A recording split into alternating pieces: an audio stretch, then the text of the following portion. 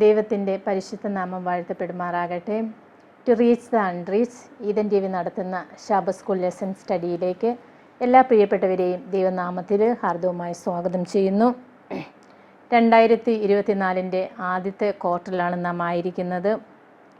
ഈ ക്വാർട്ടറിൽ നമ്മൾ പഠിച്ചുകൊണ്ടിരിക്കുന്നത് സങ്കീർത്തനങ്ങളെ ആസ്പദമാക്കിയാണ്.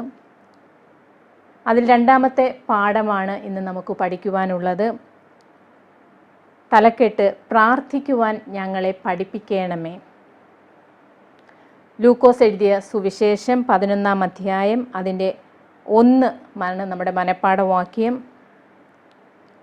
അവൻ ഒരു സ്ഥലത്ത് പ്രാർത്ഥിച്ചു കൊണ്ടിരുന്നു.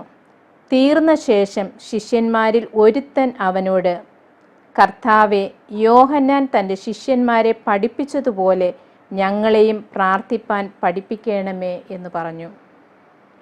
കർത്താവായ യേശുക്രിസ്തുവിൻ്റെ അടുത്ത് ശിഷ്യന്മാരിൽ ഒരു വ്യക്തി പറയുന്ന ഒരു വചനമാണ് ഇന്ന് നമ്മൾ വായിച്ചത്. നമ്മുടെ തലക്കെട്ട് തന്നെ പ്രാർത്ഥിക്കുവാൻ ഞങ്ങളെ പഠിപ്പിക്കണമേ. കർത്താവായ യേശുക്രിസ്തുവിൻ്റെ ശിഷ്യൻ കർത്താവായ യേശുക്രിസ്തുവിനോട് ആവശ്യപ്പെടുന്നു, കർത്താവെ, യോഹന്നാൻ്റെ ശിഷ്യന്മാരെ പ്രാർത്ഥിപ്പിക്കുവാൻ പഠിപ്പിച്ചതുപോലെ ഞങ്ങളെയും പ്രാർത്ഥിപ്പാൻ പഠിപ്പിക്കണമേ എന്ന് പറഞ്ഞു. പ്രാർത്ഥന എന്ന് പറയുന്നത് നമ്മുടെ എല്ലാവരുടെയും ജീവിതത്തിൽ ദിവസവും നമ്മൾ ചെയ്യുന്ന ഒരു പ്രവൃത്തിയാണ് പ്രാർത്ഥന. പ്രാർത്ഥന കൂടാതെ നമുക്കൊരു ദിവസം പോലും നമുക്ക് കഴിച്ചു കൂട്ടുവാൻ അല്ലെങ്കിൽ മുന്നോട്ട് പോകുവാൻ സാധ്യമല്ല. നാം ദൈവത്തോട് സംസാരിക്കുന്ന, നമ്മുടെ ആവശ്യങ്ങൾ പറയുന്ന ഒരു കാര്യമാണ് പ്രാർത്ഥന എന്ന് പറയുന്നത്. നമ്മുടെ അനുഭവമായിരിക്കണം അത്. നമ്മൾ കാണാതെ പഠിച്ചിട്ടോ മറ്റുള്ളവരുടെ പ്രേരണ കൊണ്ടോ പ്രാർത്ഥിക്കുന്ന ഒരു രീതിയാകരുത്. മറിച്ച് നമ്മുടെ ജീവിതത്തിൽ എന്താണോ നാം ആയിരിക്കുന്നത് ആ അവസ്ഥയിൽ നിന്നുകൊണ്ട് നമ്മൾ ദൈവത്തോട് പ്രാർത്ഥിക്കണം. നാം ദൈവത്തോട് സംസാരിക്കുന്നതാണ് നമ്മുടെ പ്രാർത്ഥന എന്ന് പറയുന്നത്. ആ പ്രാർത്ഥന ദൈവവും നാമും തമ്മിലുള്ള ഒരു ബന്ധത്തെയാണ് അത് സൂചിപ്പിക്കുന്നത്. ഈ ക്വാർട്ടറിൽ നമ്മൾ പഠിച്ചുകൊണ്ടിരിക്കുന്ന സങ്കീർത്തനങ്ങളുടെ പുസ്തകം നമ്മൾ നോക്കുമ്പോൾ സങ്കീർത്തനങ്ങൾ 1 മുതൽ 150 വരെയുള്ള സങ്കീർത്തനങ്ങൾ നമ്മൾ വായിക്കുമ്പോൾ ഓരോ സങ്കീർത്തനവും അവരുടെ ബുദ്ധിമുട്ടുകളിലും അവരുടെ പ്രയാസങ്ങളിലും അവരുടെ സന്തോഷങ്ങളിലും ഒക്കെ എഴുതിയ സങ്കീർത്തനങ്ങളാണ് നമ്മൾ കാണുന്നത്. സങ്കീർത്തനങ്ങളുടെ പുസ്തകത്തെ ബൈബിളിൻ്റെ ഹൃദയഭാഗത്ത് തന്നെ ചേർത്ത് വെച്ചു എന്ന് പാഠഭാഗത്ത് നമ്മൾ മനസ്സിലാക്കുന്നു. അത് എന്തിനു വേണ്ടിയിട്ട് ആണ് എന്ന് നമ്മൾ നോക്കുമ്പോൾ പുരാതന കാലത്ത് ദൈവജനം എങ്ങനെ പ്രാർത്ഥിച്ചു എന്ന് നമ്മൾ മനസ്സിലാക്കുന്നതിന് മാത്രമല്ല, ഇന്ന് നമ്മൾ എങ്ങനെ പ്രാർത്ഥിക്കണം എന്ന് നമ്മെ പഠിപ്പിക്കുന്നതിനും കൂടിയാണ് സങ്കീർത്തനം ബൈബിളിൻ്റെ ഹൃദയഭാഗത്ത് വച്ചിരിക്കുന്നത്. കർത്താവായ യേശുക്രിസ്തുവിനെ നമ്മൾ നോക്കുമ്പോൾ, കർത്താവായ യേശുക്രിസ്തു ഈ ഭൂമിയിലായിരുന്നപ്പോൾ രാവിലെയും അതുപോലെ തന്നെ വൈകിട്ടും തൻ്റെ പരസ്യ ശുശ്രൂഷയൊക്കെ കഴിഞ്ഞതിന് ശേഷം വ്യക്തിപരമായി പ്രാർത്ഥിക്കുന്നതിന് കർത്താവായ യേശുക്രിസ്തു ഗത്സമനയിലും ഒലിവുമലയിലും ഒക്കെ പോയിരുന്ന് കർത്താവായ യേശുക്രിസ്തു പ്രാർത്ഥിക്കുന്ന അനുഭവങ്ങൾ, സങ്കീർത്തനങ്ങൾ ഉച്ചരിച്ചുകൊണ്ട് തന്നെ കർത്താവായ യേശുക്രിസ്തു പ്രാർത്ഥിക്കുന്നത് നമ്മൾ സുവിശേഷങ്ങളിൽ കൂടെ മനസ്സിലാക്കുന്നു. പ്രാർത്ഥന എന്ന് പറയുന്നത് വളരെ നമ്മുടെ ജീവിതത്തിൽ അനിവാര്യമായിരിക്കുന്ന ഒരു ഘടകമാണ്. പ്രാർത്ഥന കൂടാതെ നമുക്ക് ദൈവവുമായിട്ട് ഒരു ബന്ധം സ്ഥാപിക്കുവാൻ സാധ്യമല്ല. ഇവിടെ പറഞ്ഞിരിക്കുന്നു, പ്രാർത്ഥിക്കുന്നതിലൂടെ പലർക്കും പതിവായും ഫലപ്രദമായും പ്രാർത്ഥനാ ജീവിതങ്ങളെ രൂപപ്പെടുത്തുന്നതിനും വളർത്തുന്നതിനും അവ സഹായകം ആയിട്ടുണ്ട്. നമ്മുടെ ജീവിതത്തിൽ നമ്മൾ പ്രയാസത്തിൽ ആയിരിക്കുമ്പോൾ നമുക്ക് പ്രാർത്ഥന അനിവാര്യമാണ്. അതുപോലെ തന്നെ നാം സന്തോഷത്തിലായിരിക്കുമ്പോൾ ക്ലേശങ്ങളിലൊക്കെ നമ്മൾ പ്രാർത്ഥിക്കേണ്ടത് അനിവാര്യമാണ്. കർത്താവായ യേശുക്രിസ്തു തൻ്റെ ശിഷ്യന്മാരെ പഠിപ്പിച്ച പ്രാർത്ഥന നമ്മളെല്ലാവരും അത് ദിവസവും നമ്മുടെ ഭവന പ്രാർത്ഥനയിലും നമ്മൾ പറയാറുണ്ട്. കർത്താവായ യേശുക്രിസ്തു തൻ്റെ ശിഷ്യന്മാരെ പഠിപ്പിച്ച കർത്താവിൻ്റെ പ്രാർത്ഥന. കർത്താവ് നമ്മെ പ്രാർത്ഥിക്കുവാൻ അല്ലെങ്കിൽ കർത്താവായ യേശുക്രിസ്തു തന്നെയാണ് പ്രാർത്ഥനയിൽ നമ്മുടെ മാതൃക എന്ന് പറയുന്നത്. കർത്താവായ യേശു ക്രിസ്തു ഭൂമിയിലായിരുന്നപ്പോൾ തൻ്റെ പരസ്യ ശുശ്രൂഷ ചെയ്യുന്നതിന് ആവശ്യമായ ശക്തിക്ക് വേണ്ടിയിട്ട് പിതാവിനോട് എപ്പോഴും പ്രാർത്ഥിക്കുന്ന ഒരു അനുഭവം ഉണ്ടായിരുന്നു. അതുപോലെ നാമും ഈ ലോകത്തിൽ ആയിരിക്കുമ്പോൾ ദിവസവും ദൈവത്തോട് പ്രാർത്ഥിക്കുന്ന ഒരു അനുഭവം നമ്മുടെ ജീവിതത്തിൽ ഉണ്ടായിരിക്കണം. അതിനെക്കുറിച്ച് സങ്കീർത്തനങ്ങളുടെ പുസ്തകത്തിൽ വളരെയധികം അനേകം പേരുടെ അല്ലെങ്കിൽ സങ്കീർത്തനങ്ങൾ എഴുതിയിരിക്കുന്ന എല്ലാ വ്യക്തികളുടെയും ജീവിതങ്ങളിൽ അവരനുഭവിച്ച ദുരിതങ്ങളും പ്രയാസങ്ങളും ഒക്കെ കാണിച്ചുകൊണ്ട് ഈ ആഴ്ചത്തെ പാഠത്തിൽ കൂടെ അത് നമ്മെ ഓർമ്മിപ്പിക്കുന്നു. ഇന്നത്തെ ഈ പാഠം പഠിച്ച് സങ്കീർത്തനങ്ങളിൽ കൂടെ എപ്രകാരം ദൈവത്തിൻ്റെ ദാസന്മാർ പ്രാർത്ഥന അവരുടെ ജീവിതങ്ങളിൽ ഉൾക്കൊണ്ടു, അത് എപ്രകാരം ഇന്ന് നമ്മളുടെ ജീവിതങ്ങളിൽ നമുക്ക് ഉൾക്കൊണ്ടുകൊണ്ട് ജീവിക്കുവാൻ സാധിക്കും. അതിനായിട്ട് നമുക്ക് ഇന്നത്തെ പാഠം പഠിച്ച് ഒരുങ്ങാം. ദൈവം നമ്മെ അനുഗ്രഹിക്കട്ടെ.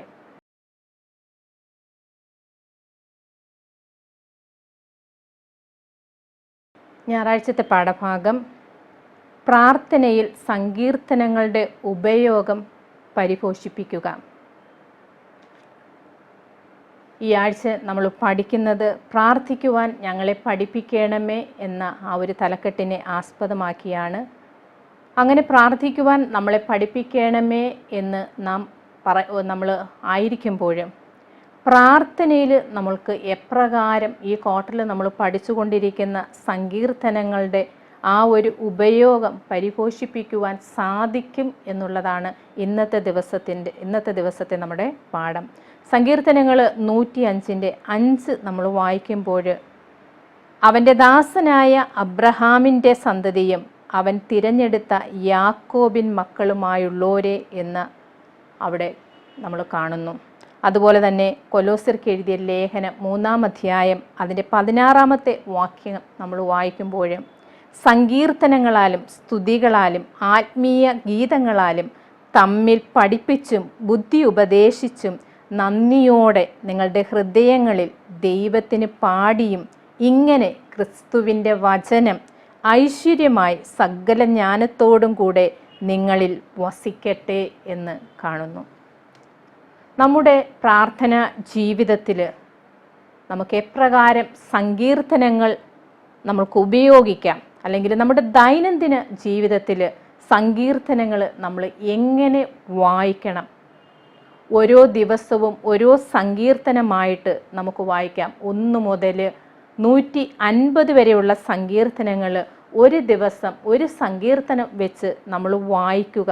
അത് നമുക്ക് നമ്മുടെ സങ്കീർത്തന പുസ്തകം നമുക്ക് വായിക്കാം. അതുപോലെ തന്നെ ദിവസവും നമ്മുടെ സാഹചര്യം, അന്നത്തെ ദിവസത്തെ നമ്മളുടെ അവസ്ഥ എന്താകുന്നുവോ ആ സാഹചര്യത്തിന് അനുസരിച്ചിട്ടുള്ള സങ്കീർത്തന ഭാഗങ്ങൾ എടുത്തുകൊണ്ട് നമുക്ക് ഒരു ദിവസം ആ സങ്കീർത്തനം വായിച്ച് ഒരു സങ്കീർത്തനമായിട്ട് നമുക്ക് വായിക്കുവാൻ സാധിക്കും. കാരണം കഴിഞ്ഞ ആഴ്ചത്തെ പാഠത്തിൽ ഏതൊക്കെ രീതിയിലാണ് സങ്കീർത്തനങ്ങൾ എഴുതപ്പെട്ടിരിക്കുന്നത് എന്ന് നമ്മൾ പഠിച്ചു.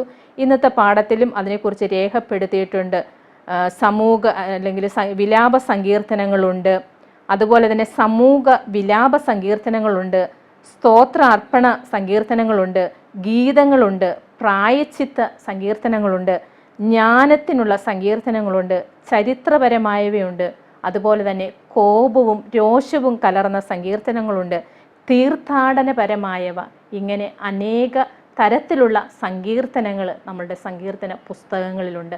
അത് ഓരോ ദിവസവും ഒരു സങ്കീർത്തനമായിട്ട് നമ്മൾ വായിച്ച് ഈ ക്വാർട്ടറിൽ അതിനെ നമുക്ക് വീണ്ടും 150 സങ്കീർത്തനം എന്ന് പറയുമ്പോൾ നമുക്കതിനെ വീണ്ടും വായിക്കുവാൻ സാധിക്കും. അങ്ങനെ നാം ഈ ക്വാർട്ടറിൽ ഈ സങ്കീർത്തനം മുഴുവനും നമ്മൾ വായിക്കുമ്പോൾ, അല്ലെങ്കിൽ 1 മുതൽ 150 വരെയുള്ള സങ്കീർത്തനങ്ങൾ നമ്മൾ വായിക്കുമ്പോൾ ദൈവം അതിൽ കൂടെ എപ്രകാരമാണ് നമ്മോട് സംസാരിക്കുന്നത് എന്ന് നമുക്ക് മനസ്സിലാക്കുവാൻ സാധിക്കും. കാരണം നമ്മുടെ പാഠത്തിൻ്റെ ആമുഖത്തിൽ തന്നെ പറയുന്നുണ്ട്, സങ്കീർത്തനങ്ങൾ എന്ന് പറയുന്നത് ദൈവവും മനുഷ്യനും ഹൃദയവുമായി കണ്ടുമുട്ടുന്ന ഇടമാണ്. അപ്പോൾ ദൈവവും മനുഷ്യനും കണ്ടുമുട്ടുന്ന ഒരു ഇടം, അല്ലെങ്കിൽ ഒരു ഇടമായിട്ടാണ് സങ്കീർത്തനങ്ങളെ ഈ ക്വാർട്ടറിൽ നമ്മൾ പഠിച്ചുകൊണ്ടിരിക്കുന്നത്. അപ്പോൾ എങ്ങനെയാണ് നാം സങ്കീർത്തനങ്ങളെ പഠിക്കേണ്ടത്, വായിക്കേണ്ടത്. ഒരു ദിവസം നമുക്ക് ഒരു സങ്കീർത്തനമായിട്ട് നമുക്ക് തുടങ്ങാം.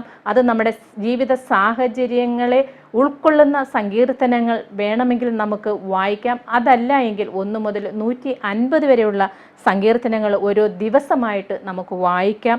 അങ്ങനെ വായിക്കുന്ന ആ സങ്കീർത്തനങ്ങൾ എങ്ങനെയാണ് നമ്മൾ വായിക്കേണ്ടത്, അല്ലെങ്കിൽ നമ്മൾ പഠിക്കേണ്ടത്, അതിനെ മനസ്സിലാക്കേണ്ടത് എങ്ങനെയാണ് എന്നുള്ളതാണ് അടുത്ത ഭാഗം. ആദ്യം നമ്മൾ സങ്കീർത്തനങ്ങൾ വായിക്കുക, അതിൻ്റെ ലളിതമായ രീതിയിൽ അത് എപ്രകാരമാണോ തന്നിരിക്കുന്നത് അതേ രീതിയിൽ നമ്മൾ അതിനെ വായിക്കുക. അതിനുശേഷം നമ്മൾ പ്രാർത്ഥിക്കുക. പ്രാർത്ഥനയ്ക്ക് ശേഷം ആ സങ്കീർത്തനത്തിൽ പറഞ്ഞിരിക്കുന്ന കാര്യങ്ങൾ നമ്മൾ നമ്മുടെ മനസ്സിൽ നമ്മൾ ഓർത്തെടുക്കുക. അങ്ങനെ ഓർത്തെടുത്ത് ആ കാര്യങ്ങൾ നമ്മുടെ ജീവിതവുമായിട്ട് എങ്ങനെ താതാത്മ്യം പ്രാപിക്കുന്നു എന്ന് നമ്മൾ നോക്കിയതിന് ശേഷം ആ അനുഭവങ്ങൾ നമ്മളുടെ ജീവിതത്തെ എങ്ങനെ സഹായിക്കുന്നു എന്ന് മനസ്സിലാക്കിക്കൊണ്ട് ആ സങ്കീർത്തനത്തെ ഉൾക്കൊള്ളണം എന്നുള്ളതാണ് സങ്കീർത്തനങ്ങൾ വായിച്ച് പഠിക്കേണ്ടത് എപ്രകാരം ആണ് എന്നുള്ളത് പറഞ്ഞിരിക്കുന്നത്. കാരണം ദൈവത്തെ സങ്കീർത്തനക്കാരൻ എങ്ങനെ അഭിമുഖീകരിക്കുന്നു എന്നും ആ പ്രാർത്ഥനയുടെ കാരണങ്ങൾ എന്തൊക്കെയൊന്നും മനസ്സിലാക്കാൻ ശ്രമിക്കുക. നിങ്ങളുടെ സാഹചര്യങ്ങൾ സങ്കീർത്തനക്കാരനോട് എങ്ങനെ യോജിച്ചു വരുന്നു എന്ന് വിലയിരുത്തുക. അതിനുശേഷം ആ സങ്കീർത്തനങ്ങൾ നമ്മുടെ ജീവിതവുമായിട്ട് എങ്ങനെ യോജിക്കുന്നു എന്ന് നമ്മൾ പഠിക്കുമ്പോൾ അത് നമുക്ക് അതിശയകരമായിട്ട്, അത്ഭുതകരമായിട്ട് ആ സങ്കീർത്തനത്തെ നമുക്ക് മനസ്സിലാക്കുവാനും ആ സങ്കീർത്തനക്കാരൻ എഴുതിയിരിക്കുന്ന അല്ലെങ്കിൽ അദ്ദേഹത്തിൻ്റെ അപ്പോഴത്തെ അവസ്ഥ എന്തായിരുന്നു, ആ അവസ്ഥ നമ്മുടെ ജീവിതത്തിൽ നമ്മൾ വായിക്കുമ്പോൾ നമുക്കത് എങ്ങനെയാണോ മനസ്സിലാക്കുവാൻ സാധിക്കുന്നത് അത് നമ്മുടെ ഹൃദയത്തിൽ ഉൾക്കൊള്ളണം എന്നുള്ളതാണ് ഒന്നാമത്തെ കാര്യം. ഇപ്പോൾ സങ്കീർത്തനങ്ങൾ എന്ന് പറയുന്നത് ക്രിസ്തുവിൻ്റെ വ്യക്തിത്വത്തെയും രക്ഷണ്യ പ്രവർത്തനത്തിൻ്റെയും ക്രിസ്തു വാഗ്ദാനം ചെയ്യുന്ന ദീർഘകാല പ്രത്യാശയുടെയും വെളിച്ചത്തിൽ സങ്കീർത്തനത്തിൻ്റെ സന്ദേശത്തിന്മേൽ നിരന്തരം ധ്യാനിക്കുക. ഇപ്പോഴും ബൈബിളിൽ അല്ലെങ്കിൽ ബൈബിളിൻ്റെ ഹൃദയ അന്തർഭാഗത്ത് വച്ചിരിക്കുന്ന സങ്കീർത്തന പുസ്തകം അല്ലെങ്കിൽ സങ്കീർത്തനങ്ങൾ നമ്മൾ വായിക്കുമ്പോൾ പ്രാർത്ഥനയ്ക്കും നമ്മുടെ ജീവിതത്തിൽ നമ്മൾ ദിവസവും നമ്മുടെ കുടുംബ പ്രാർത്ഥനകളിൽ നമ്മൾ സങ്കീർത്തനങ്ങൾ വായിക്കാറുണ്ട്. മറ്റ് പുസ്തകങ്ങളെക്കാട്ടിലും ഉപരി പ്രാർത്ഥനകളിൽ നമ്മൾ എപ്പോഴും ഉപയോഗിക്കുന്നത് സങ്കീർത്തനങ്ങളാണ്. അതുപോലെ തന്നെ ആരാധനകൾ നടക്കുമ്പോഴും സഭയിലാണെങ്കിലും നമ്മൾ സങ്കീർത്തനങ്ങൾ എല്ലാ ആരാധനകളിലും നമ്മൾ എടുത്ത് വായിക്കാറുണ്ട്. പ്രാർത്ഥനയ്ക്ക് സങ്കീർത്തനം നൽകുന്ന പുതിയ ഉദ്ദേശങ്ങളെ നമ്മൾ കണ്ടെത്തുക. അപ്പോൾ പ്രാർത്ഥന നമ്മുടെ ജീവിതത്തിൽ പ്രാർത്ഥന അനിവാര്യമാണ്. ആ പ്രാർത്ഥനയ്ക്ക് സങ്കീർത്തനങ്ങൾ എപ്രകാരമാണ് അതുമായിട്ട് ഈ പ്രാർത്ഥനയുമായിട്ട് ബന്ധപ്പെട്ടിരിക്കുന്നത് എന്ന് നമ്മൾ മനസ്സിലാക്കുക. അതിൻ്റെ ഉദ്ദേശം എന്താണ് എന്ന് നമ്മൾ കണ്ടെത്തുക. അത് നമ്മളുടെ സഭയ്ക്കും നമ്മുടെ ലോകത്തിനും അവയുടെ പ്രാധാന്യം എന്താണ് എന്നുള്ളത് നമ്മൾ ചിന്തിക്കുക. ദൈവത്തിൻ്റെ വചനത്തെ നിങ്ങളുടെ മനസ്സിലും ഹൃദയത്തിലും നിക്ഷേപിക്കുന്നതിന് ദൈവത്തോട് പ്രാർത്ഥിക്കുക. അതുപോലെ തന്നെ നാം വായിച്ച സങ്കീർത്തനം അത് നമ്മുടെ ജീവിതവുമായിട്ട് ഒക്കുന്നില്ല, അല്ലെങ്കിൽ അത് നമ്മുടെ ജീവിതത്തെ വെല്ലുവിളിക്കുന്നതാണ് എങ്കിൽ അതിനെക്കുറിച്ച് നമ്മൾ ചിന്തിക്കുക. അതിന് ശേഷം എന്തെങ്കിലും ആ സങ്കീർത്തനത്തിൽ നമ്മുടെ ജീവിതത്തിൽ നിന്ന് നമ്മുടെ ജീവിതത്തെ വെല്ലുവിളിക്കുക എന്ന് പറയുമ്പോൾ നമ്മൾ എന്തെങ്കിലും മാറ്റങ്ങൾ വരുത്തണം എന്നുണ്ടെങ്കിൽ ആ സങ്കീർത്തനം പറഞ്ഞിരിക്കുന്നതിന് അനുസൃതമായിട്ടുള്ള മാറ്റങ്ങൾ നമ്മൾ ഉൾക്കൊള്ളുക. അതുപോലെ തന്നെ നമ്മൾ വായിക്കുന്ന സങ്കീർത്തനം മറ്റൊരു വ്യക്തിയുടെ ജീവിതാനുഭവവുമായിട്ട് അത് ബന്ധപ്പെടുന്നുണ്ട് എങ്കിൽ ആ വ്യക്തിക്ക് വേണ്ടിയിട്ട് നമ്മൾ പ്രാർത്ഥിക്കുക. നമ്മൾ മനസ്സിലാക്കേണ്ട സങ്കീർത്തനങ്ങൾ വായിച്ച് നമ്മൾ മനസ്സിലാക്കേണ്ട ചില കാര്യങ്ങളാണ് പാഠഭാഗത്ത് പ്രാർത്ഥനയിൽ സങ്കീർത്തനങ്ങളുടെ ഉപയോഗം പരിപോഷിപ്പിക്കുക എന്നുള്ളതിനെക്കുറിച്ച് പറയുന്നത്. ഇവിടെ നമ്മോട് പറയുന്ന കാര്യങ്ങളെ കൊണ്ട് സങ്കീർത്തന വായനയിലൂടെയും അവയെ ഉൾക്കൊള്ളുന്നതിലൂടെയും നമ്മെ പരിപോഷിപ്പിക്കുവാൻ കഴിയും. സങ്കീർത്തനങ്ങൾ നമ്മൾ വായിക്കുമ്പോൾ നമ്മൾ കൊലോസ്യർക്ക് എഴുതിയ ലേഖനം 3-ാം അധ്യായം അതിൻ്റെ 16-ാമത്തെ വാക്യത്തിൽ നമ്മൾ കണ്ടു, സങ്കീർത്തനങ്ങളാലും സ്തുതികളാലും ആത്മീയ ഗീതങ്ങളാലും തമ്മിൽ പഠിപ്പിച്ചും ബുദ്ധി ഉപദേശിച്ചും നന്ദിയോടെ നിങ്ങളുടെ ഹൃദയങ്ങൾ ദൈവത്തിന് പാടിയും ഇങ്ങനെ ക്രിസ്തുവിൻ്റെ വചനം ഐശ്വര്യമായി സകല ജ്ഞാനത്തോടും കൂടെ നിങ്ങളിൽ വസിക്കട്ടെ. അപ്പോഴും നമ്മുടെ പ്രാർത്ഥന ജീവിതത്തിൽ നമ്മൾ സങ്കീർത്തനങ്ങൾ നമ്മൾ ദിവസവും സങ്കീർത്തനങ്ങൾ എടുത്ത് വായിച്ചുകൊണ്ട് നമ്മുടെ ആത്മീയ ജീവിതത്തെ നമ്മൾ പരിപോഷിപ്പിക്കുകയാണെങ്കിൽ നമ്മുടെ കഷ്ടതകളിൽ, ഇവിടെ യാക്കോബ് എഴുതിയ ലേഖനം 5-ാം അധ്യായം അതിൻ്റെ 13-ാമത്തെ വാക്യത്തിൽ പറയുന്നു, നിങ്ങളിൽ കഷ്ടം അനുഭവിക്കുന്നവൻ പ്രാർത്ഥിക്കട്ടെ, സുഖം അനുഭവിക്കുന്നവൻ പാട്ടുപാടട്ടെ. പല സങ്കീർത്തനങ്ങളും വിലാപത്തോടെ എഴുതപ്പെട്ടിട്ടുള്ള സങ്കീർത്തനങ്ങളുണ്ട്. ദുഃഖത്തോടെയും കഷ്ടപ്പാടുകളുടെയും ദുരിതത്തിൻ്റെയും കാലഘട്ടത്തിൽ അല്ലെങ്കിൽ ദുരിതമൊക്കെ അനുഭവിച്ചുകൊണ്ട് എഴുതപ്പെട്ട സങ്കീർത്തനങ്ങളുണ്ട്. അങ്ങനെയുള്ള സങ്കീർത്തനങ്ങൾ ഒക്കെ വായിക്കുമ്പോൾ, ആ സങ്കീർത്തനങ്ങളൊക്കെ വായിക്കുമ്പോൾ ആത്മീയമായിട്ട് നമുക്ക് നമ്മുടെ ജീവിതത്തെ ബലപ്പെടുത്തുവാൻ സാധിക്കും. അങ്ങനെ നമ്മൾ സങ്കീർത്തനം ദിനംപ്രതി വായിച്ച് അത് നമ്മുടെ പ്രാർത്ഥനയിൽ ഉൾപ്പെടുത്തിക്കൊണ്ട് നമ്മുടെ ആത്മീയ ജീവിതത്തെ പരിപോഷിപ്പിക്കുവാൻ നമുക്ക് സാധിക്കും. അതിനായിട്ട് സങ്കീർത്തന ഭാഗങ്ങൾ നമ്മൾ ദിവസവും വായിക്കുക. നമ്മുടെ ആത്മീയ ജീവിത അനുഗ്രഹമായി തീരുവാൻ ദൈവം നമ്മെ സഹായിക്കട്ടെ.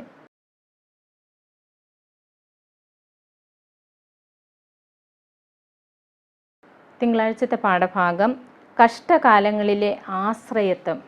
ഈ ആഴ്ച നമ്മൾ വായിക്കുന്ന സങ്കീർത്തനങ്ങൾ 44, 22, 13, 60 ഈ സങ്കീർത്തനങ്ങളെ ആസ്പദമാക്കിയാണ് ഈ ആഴ്ചത്തെ പാഠത്തെ ക്രമീകരിച്ചിരിക്കുന്നത്. കഷ്ടകാലങ്ങളിലെ ആശ്രയത്വം, കടുത്ത നിരാശയും അതുപോലെ തന്നെ കഷ്ടാനുഭവങ്ങളും നമ്മുടെ ജീവിതത്തിൽ ഉണ്ടാകുമ്പോൾ അതെല്ലാ ക്രിസ്ത്യാനികളും അല്ലെങ്കിൽ എല്ലാവരും അഭിമുഖീകരിക്കുന്ന ഒരു പ്രശ്നമാണ്.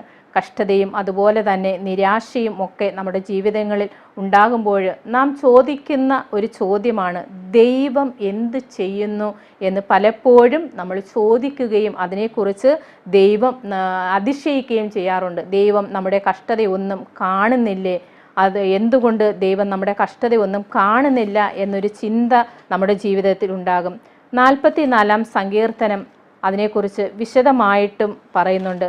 ദൈവം എപ്രകാരമാണ് നമ്മോട് അല്ലെങ്കിൽ നമ്മുടെ കഷ്ടങ്ങളിലും നമ്മുടെ കഷ്ടകാലങ്ങളിലും നമ്മളുടെ നിരാശയുടെയും കഷ്ട അനുഭവങ്ങളുടെയും അവസ്ഥയിൽ ദൈവം എപ്രകാരമാണ് നമ്മോട് ഇടപെടുന്നത്.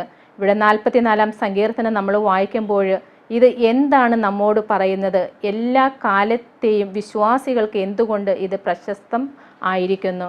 നമ്മൾ സങ്കീർത്തനങ്ങൾ 44 നമ്മൾ വായിക്കുമ്പോൾ അതിൻ്റെ 1 മുതൽ 8 വരെയുള്ള വാക്യങ്ങളിൽ ഇസ്രയേൽ മക്കളെ ദൈവം എപ്രകാരമാണ് മിസ്രൈമിൽ നിന്ന് വിടുവിച്ചത്, അതിനുശേഷം മരുഭൂമിയിൽ കൂടെ അവരെ നടത്തിയത്, അവർ മറ്റ് ദേശങ്ങളോട് അവർ യുദ്ധം ചെയ്യുമ്പോൾ എപ്രകാരമാണ് ആ യുദ്ധത്തിലൊക്കെയും ദൈവം അവരെ വഴി നടത്തി അവരെ വിജയിപ്പിച്ചത്, അവരെ കനാൻ ദേശത്ത് ദൈവം എത്തിച്ചത് തുടങ്ങിയ കാര്യങ്ങൾ, അല്ലെങ്കിൽ ഇസ്രയേൽ മക്കളെ ദൈവം എപ്രകാരമാണ് അവരെ സംരക്ഷിച്ചത്, അതാണ് 1 മുതൽ 8 വരെയുള്ള വാക്യങ്ങളിൽ കൂടെ നമ്മൾ മനസ്സിലാക്കുന്നത്.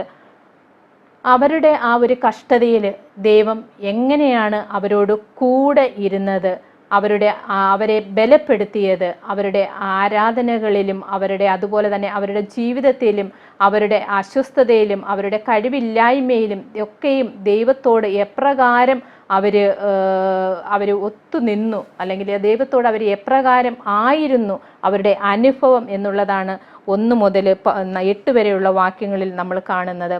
അതിനുശേഷം 9 മുതൽ 16 വരെയുള്ള വാക്യങ്ങൾ നമ്മൾ വായിക്കുമ്പോൾ ഇന്നത്തെ നമ്മുടെ അവസ്ഥ, അല്ലെങ്കിൽ ദൈവത്തിൽ അവരെ ആശ്രയിച്ച് ദൈവം അവരെ വഴി നടത്തിയ ആ ഒരു കാലഘട്ടത്തിൽ ദൈവം അവരോട് കൂടെ ഇരുന്ന് അവരെ വഴി നടത്തി. എന്നാൽ ഇന്ന് ദൈവം അവരോടൊപ്പം ഇല്ല, അവരെ തള്ളിക്കളഞ്ഞിരിക്കുന്നു. ഇവിടെ ഇപ്പോഴോ നീ ഞങ്ങളെ തള്ളിക്കളഞ്ഞ് ലജ്ജിപ്പിച്ചിരിക്കുന്നു, ഞങ്ങളുടെ സൈന്യങ്ങളോട് കൂടെ പുറപ്പെടുന്നതുമില്ല എന്ന് അവിടെ പറയുന്നു. അതിൻ്റെ 16 വരെയുള്ള വാക്യങ്ങൾ വായിക്കുമ്പോൾ അവരെ ദൈവം കൈവിടുന്നതായിട്ട്, അല്ലെങ്കിൽ ദൈവം അവർക്ക് ഒരു ബുദ്ധിമുട്ടും ദൈവം മറ്റുള്ളവരുടെ മുൻപിൽ അവർ പരിഹാസികളായിരിക്കുന്നു, അവരെ മറ്റുള്ളവർ കൊള്ളയിടുന്നു, മറ്റുള്ളവരുടെ മുൻപിൽ അവർ അപമാന വിഷയമായിരിക്കുന്നു.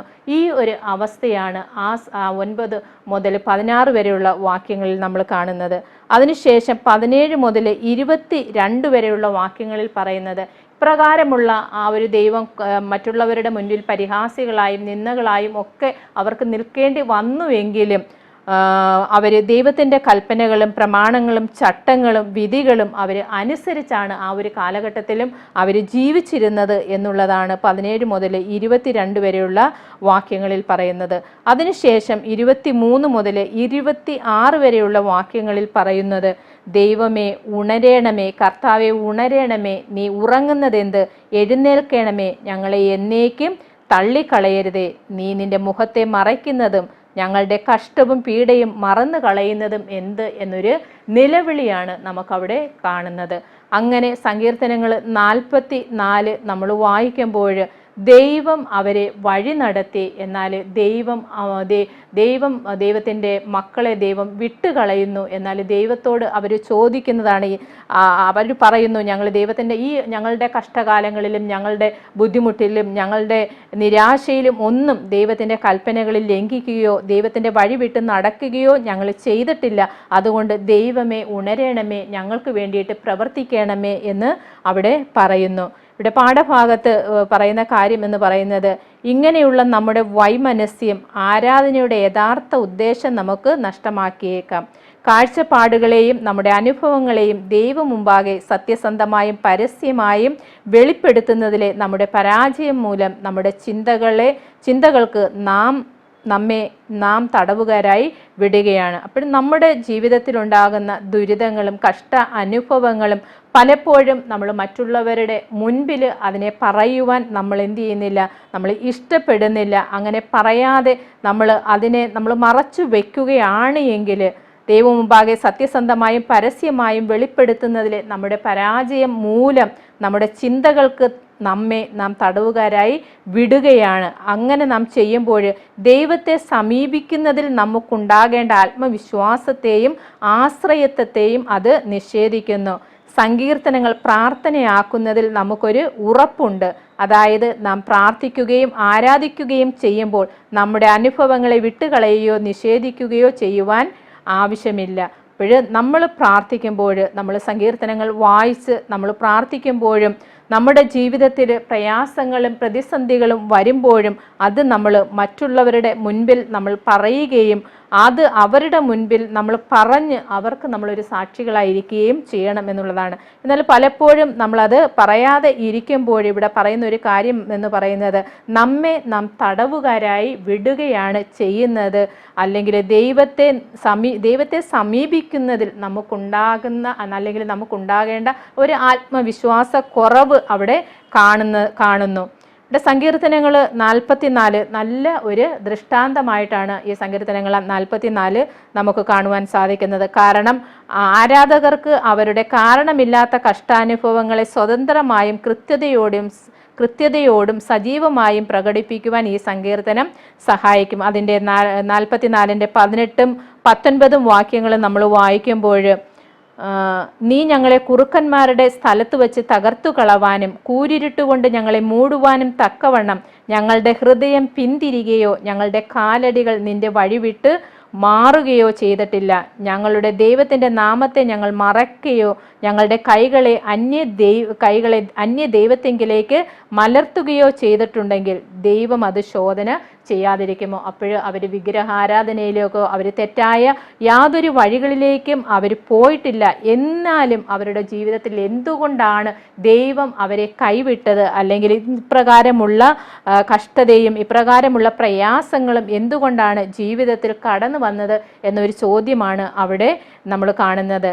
അപ്പോൾ സങ്കീർത്തനങ്ങൾ 14 നമ്മൾ നോക്കുകയാണെങ്കിൽ, കർത്താവ് എൻ്റെ വില്ലിലല്ല എന്നതിൽ സങ്കീർത്തനക്കാരൻ ദൈവത്തിലെ തൻ്റെ ആശ്രയമാണ് വെളിപ്പെടുത്തുന്നത്. അപ്പോൾ അവർക്ക് വിജയം നൽകിയത്, അല്ലെങ്കിൽ ഇസ്രായേൽ മക്കളെ വഴി നടത്തി അവർക്ക് വിജയം നൽകിയത് അവരുടെ മഹിമ കൊണ്ടല്ല, അല്ലെങ്കിൽ അവരുടെ പ്രവൃത്തികൾ കൊണ്ടല്ല. ഞാൻ എൻ്റെ വില്ലിൽ ആശ്രയിക്കുകയില്ല, എൻ്റെ വാൾ എന്നെ രക്ഷിക്കുകയുമില്ല.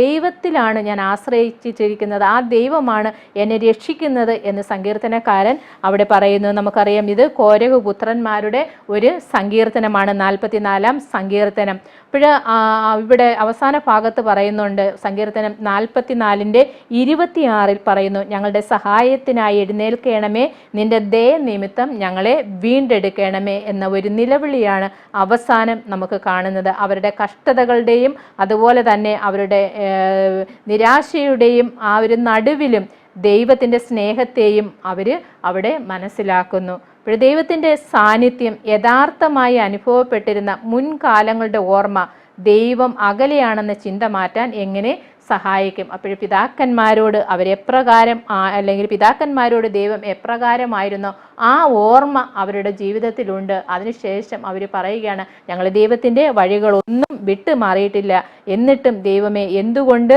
ഞങ്ങളുടെ പ്രാർത്ഥന കേൾക്കുന്നില്ല? നീ കർത്താവേ, നീ ഉണരണമേ, ഞങ്ങളുടെ പ്രാർത്ഥന കേൾക്കണമേ. അപ്പോൾ കഷ്ടകാലത്തിലും അവരുടെ ആശ്രയത്വം എന്ന് പറയുന്നത് ദൈവത്തിലായിരുന്നു എന്ന് സങ്കീർത്തനങ്ങൾ 44 വ്യക്തമായും നമ്മെ പഠിപ്പിക്കുന്നു. അപ്പോൾ നമ്മളും കഷ്ടകാലങ്ങളിൽ ആയിരിക്കുമ്പോൾ നമ്മുടെ ആശ്രയം എന്ന് പറയുന്നത് ദൈവത്തിലായിരിക്കണം. അതിനാണ് നമ്മൾ ഈ പാഠഭാഗങ്ങൾ പഠിക്കുന്നത്. സങ്കീർത്തനങ്ങൾ 44 നമുക്ക് ഒത്തിരി കാര്യങ്ങൾ അതിൽ കൂടെ നമുക്ക് ദൈവം അല്ലെങ്കിൽ ആ ഒരു സങ്കീർത്തനത്തിൽ കൂടെ നമുക്ക് മനസ്സിലാക്കി തരുന്നു. അത് നമ്മുടെ ജീവിത യാഥാർത്ഥ്യങ്ങളുമായി ഉൾക്കൊണ്ടുകൊണ്ട് നമ്മളായിരിക്കുവാൻ ദൈവം നമ്മെക്കുറിച്ച് ആഗ്രഹിക്കുന്നു.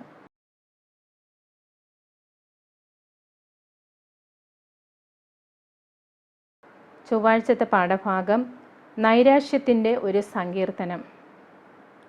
സങ്കീർത്തനങ്ങൾ 22 നമ്മൾ വായിക്കുമ്പോൾ അവിടെ കഷ്ടതകളുടെ നടുവിൽ നിന്നുകൊണ്ട് ദൈവത്തോട് നിലവിളിക്കുന്ന ഒരു സങ്കീർത്തനമാണ് കാണുന്നത്. എൻ്റെ ദൈവമേ, എൻ്റെ ദൈവമേ, നീ എന്നെ കൈവിട്ടതെന്ത് എന്നൊരു ചോദ്യം. എന്നെ രക്ഷിക്കാതെയും എൻ്റെ ഞെരുക്കത്തിൻ്റെ വാക്കുകൾ കേൾക്കാതെയും അകന്ന് നിൽക്കുന്നതെന്ത്? ഈ ഒരു വാക്യം, എൻ്റെ ദൈവമേ നീ എന്നെ കൈവിട്ടതെന്ത്, പുതിയ നിയമ പുസ്തകത്തിൽ കർത്താവായ യേശു ക്രിസ്തുവിൻ്റെ ക്രൂശ് മരണത്തിന് മുൻപ് കർത്താവായ യേശു ക്രിസ്തുവും ഇതേ വാക്കുകൾ ഉച്ചരിക്കുന്നത് മത്തായി എഴുതിയ സുവിശേഷം 27-ാം അധ്യായം അതിൻ്റെ 46-ാമത്തെ വാക്യത്തിൽ രേഖപ്പെടുത്തിയിരിക്കുന്നു. അതുപോലെ തന്നെ ഇവിടെ ദാവീദ് ദൈവത്തോട് ചോദിക്കുകയാണ്, എൻ്റെ ദൈവമേ നീ എന്നെ കൈവിട്ടതെന്ത്, എന്നെ രക്ഷിക്കാതെയും എൻ്റെ ഞെരുക്കത്തിൻ്റെ വാക്കുകൾ കേൾക്കാതെയും അകന്ന് നിൽക്കുന്നതെന്ത്? അതിനുശേഷം ചോദിക്കുന്നു, എൻ്റെ ദൈവമേ, ഞാൻ പകൽ സമയത്ത് വിളിക്കുന്നു എങ്കിലും നീ ഉത്തരം അരുളുന്നില്ല, രാത്രികാലത്തും ഞാൻ വിളിക്കുന്നു, എനിക്കൊട്ടും മൗനതയില്ല. നിരാശയുടെ അനുഭവത്തിൽ ആയിരിക്കുമ്പോൾ ദാവീദ് ദൈവത്തോട് ചോദിക്കുന്ന ചില കാര്യങ്ങളാണ് ഈ 22-ാം സങ്കീർത്തനത്തിൽ നമ്മൾ കാണുന്നത്. ഞങ്ങളുടെ പിതാക്കന്മാർ, നമ്മൾ തിങ്കളാഴ്ചത്തെ പാഠത്തിൽ നമ്മൾ പഠിച്ചതുപോലെ പിതാക്കന്മാർ ദൈവത്തിൽ ആശ്രയിച്ചു, ദൈവം അവരെ വിടുവിച്ചു, ദൈവം അവരെ വഴി നടത്തി. എന്നാൽ ദൈവം കൈവിട്ട ഒരു അനുഭവം പിന്നീടുള്ള കാലഘട്ടത്തിൽ ദൈവത്തിൻ്റെ ജനത്തിന് അനുഭവപ്പെടുന്നു. ആ അനുഭവത്തിൽ നിന്നുകൊണ്ട് അവർ ദൈവത്തോട് നിലവിളിക്കുന്നു, എന്തുകൊണ്ട് ഈ ഒരു അവസ്ഥ ഞങ്ങളുടെ ജീവിതത്തിൽ വന്നു? ഞങ്ങളുടെ പിതാക്കന്മാർ നിങ്കിൽ ആശ്രയിച്ചു, അവർ ആശ്രയിക്കുകയും നീ അവരെ വിടുവിക്കുകയും ചെയ്തു. എന്നാൽ അവർ നിന്നോട് നിലവിളിച്ചു, അവർ രക്ഷ പ്രാപിച്ചു. ഇവിടെ ദാവീദ് പറയുന്നു, ഞാനൊരു മനുഷ്യനല്ല, ഒരു കൃമിയത്രേ, എന്നെ കാണുന്നവരൊക്കെയും എന്നെ പരിഹസിക്കുന്നു എന്ന് ദാവീദ് പറയുന്നു.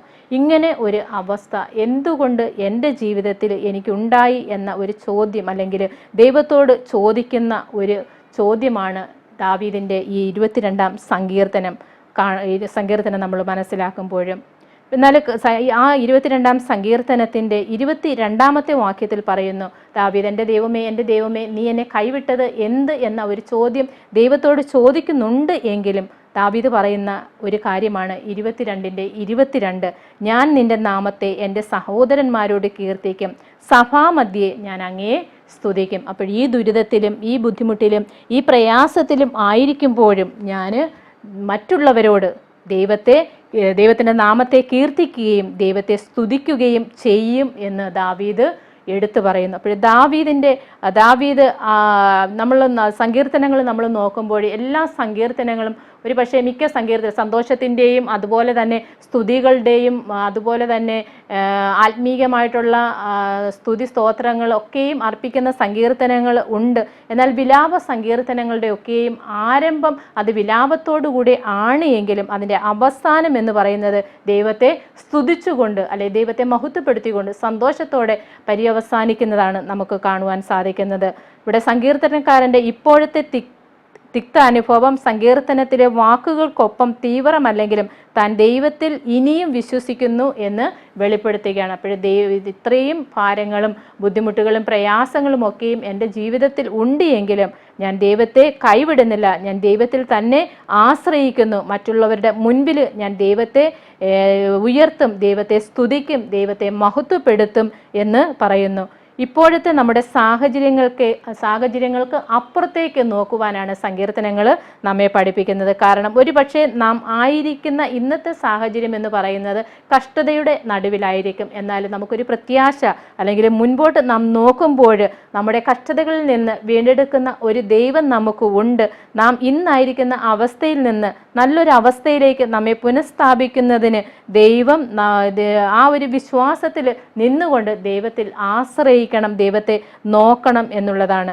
വിലാപ സങ്കീർത്തനങ്ങളുടെ ഒക്കെയും അവസാനം എന്ന് പറയുന്നത് അത് സ്തുതികളായി പരിണമിക്കുന്നതാണ്. നമ്മൾ സങ്കീർത്തനങ്ങൾ വായിക്കുമ്പോൾ അതിൻ്റെ അവസാന ഭാഗങ്ങളിലേക്ക് വരുമ്പോൾ നമുക്ക് മനസ്സിലാക്കുവാൻ സാധിക്കുന്നത്. പല സങ്കീർത്തനങ്ങളിലെയും ഈ മാറ്റം ഒരാത്മീയ രൂപാന്തരത്തെയാണ് അവിടെ എടുത്ത് കാണിക്കുന്നത്.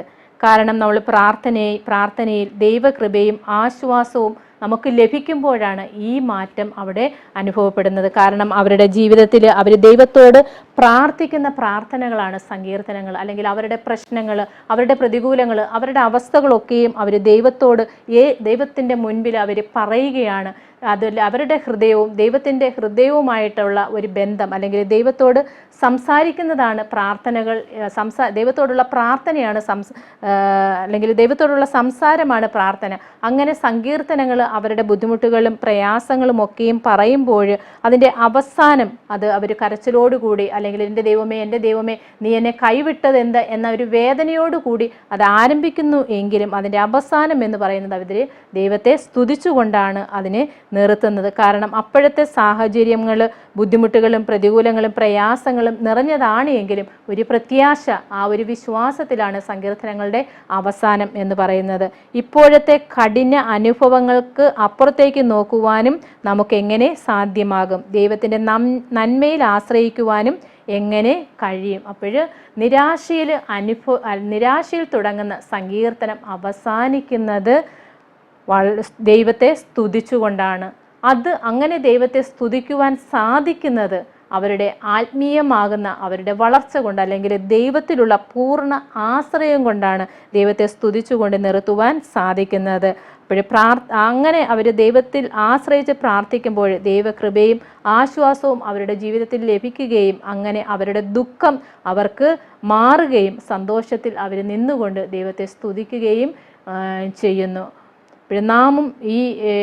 നാം ഈ സങ്കീർത്തനങ്ങളൊക്കെയും വായിക്കുമ്പോഴും പഠിക്കുമ്പോഴും നമ്മളും ഒരു പക്ഷേ പല തിക്ത അനുഭവങ്ങളിൽ കൂടെയും കടന്നു പോയിട്ടുണ്ടായിരിക്കാം.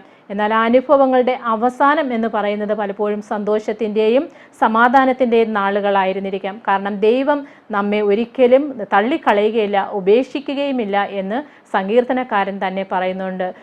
നമ്മുടെ അമ്മയുടെ ഉദരത്തിൽ നാം ഉരുവാകുന്നതിന് മുൻപേ നമ്മെ കണ്ടിരിക്കുന്ന ദൈവം നമ്മെ തള്ളിക്കളയാതെ, നമ്മെ ഉപേക്ഷിക്കാതെ, നമ്മുടെ പ്രതികൂലങ്ങളിലും പ്രയാസങ്ങളിലും കൂടെ നിന്ന് നമ്മെ വഴി നടത്തുന്ന ഒരു ദൈവമാണ്. അതുകൊണ്ട് എന്ത് പ്രതികൂലങ്ങൾ വന്നാലും ദൈവത്തിലുള്ള ആശ്രയത്വം കൈവിടാതെ നമ്മൾ ദൈവത്തെ മുറുകെ പിടിച്ചുകൊണ്ട് മുൻപോട്ട് നമ്മൾ പോവുകയാണെങ്കിൽ അത് നമുക്ക് സന്തോഷമായിട്ട് അനുഭവപ്പെടും അല്ലെങ്കിൽ സന്തോഷമായി തീരും എന്നുള്ളതാണ് ഈ 22-ാം സങ്കീർത്തനം നമ്മൾ വായിക്കുമ്പോഴും ദാവീദിൻ്റെ ആ ഒരു അനുഭവത്തിൽ കൂടെ ദാവീദ് നമ്മെ ബലപ്പെടുത്തുന്നത്.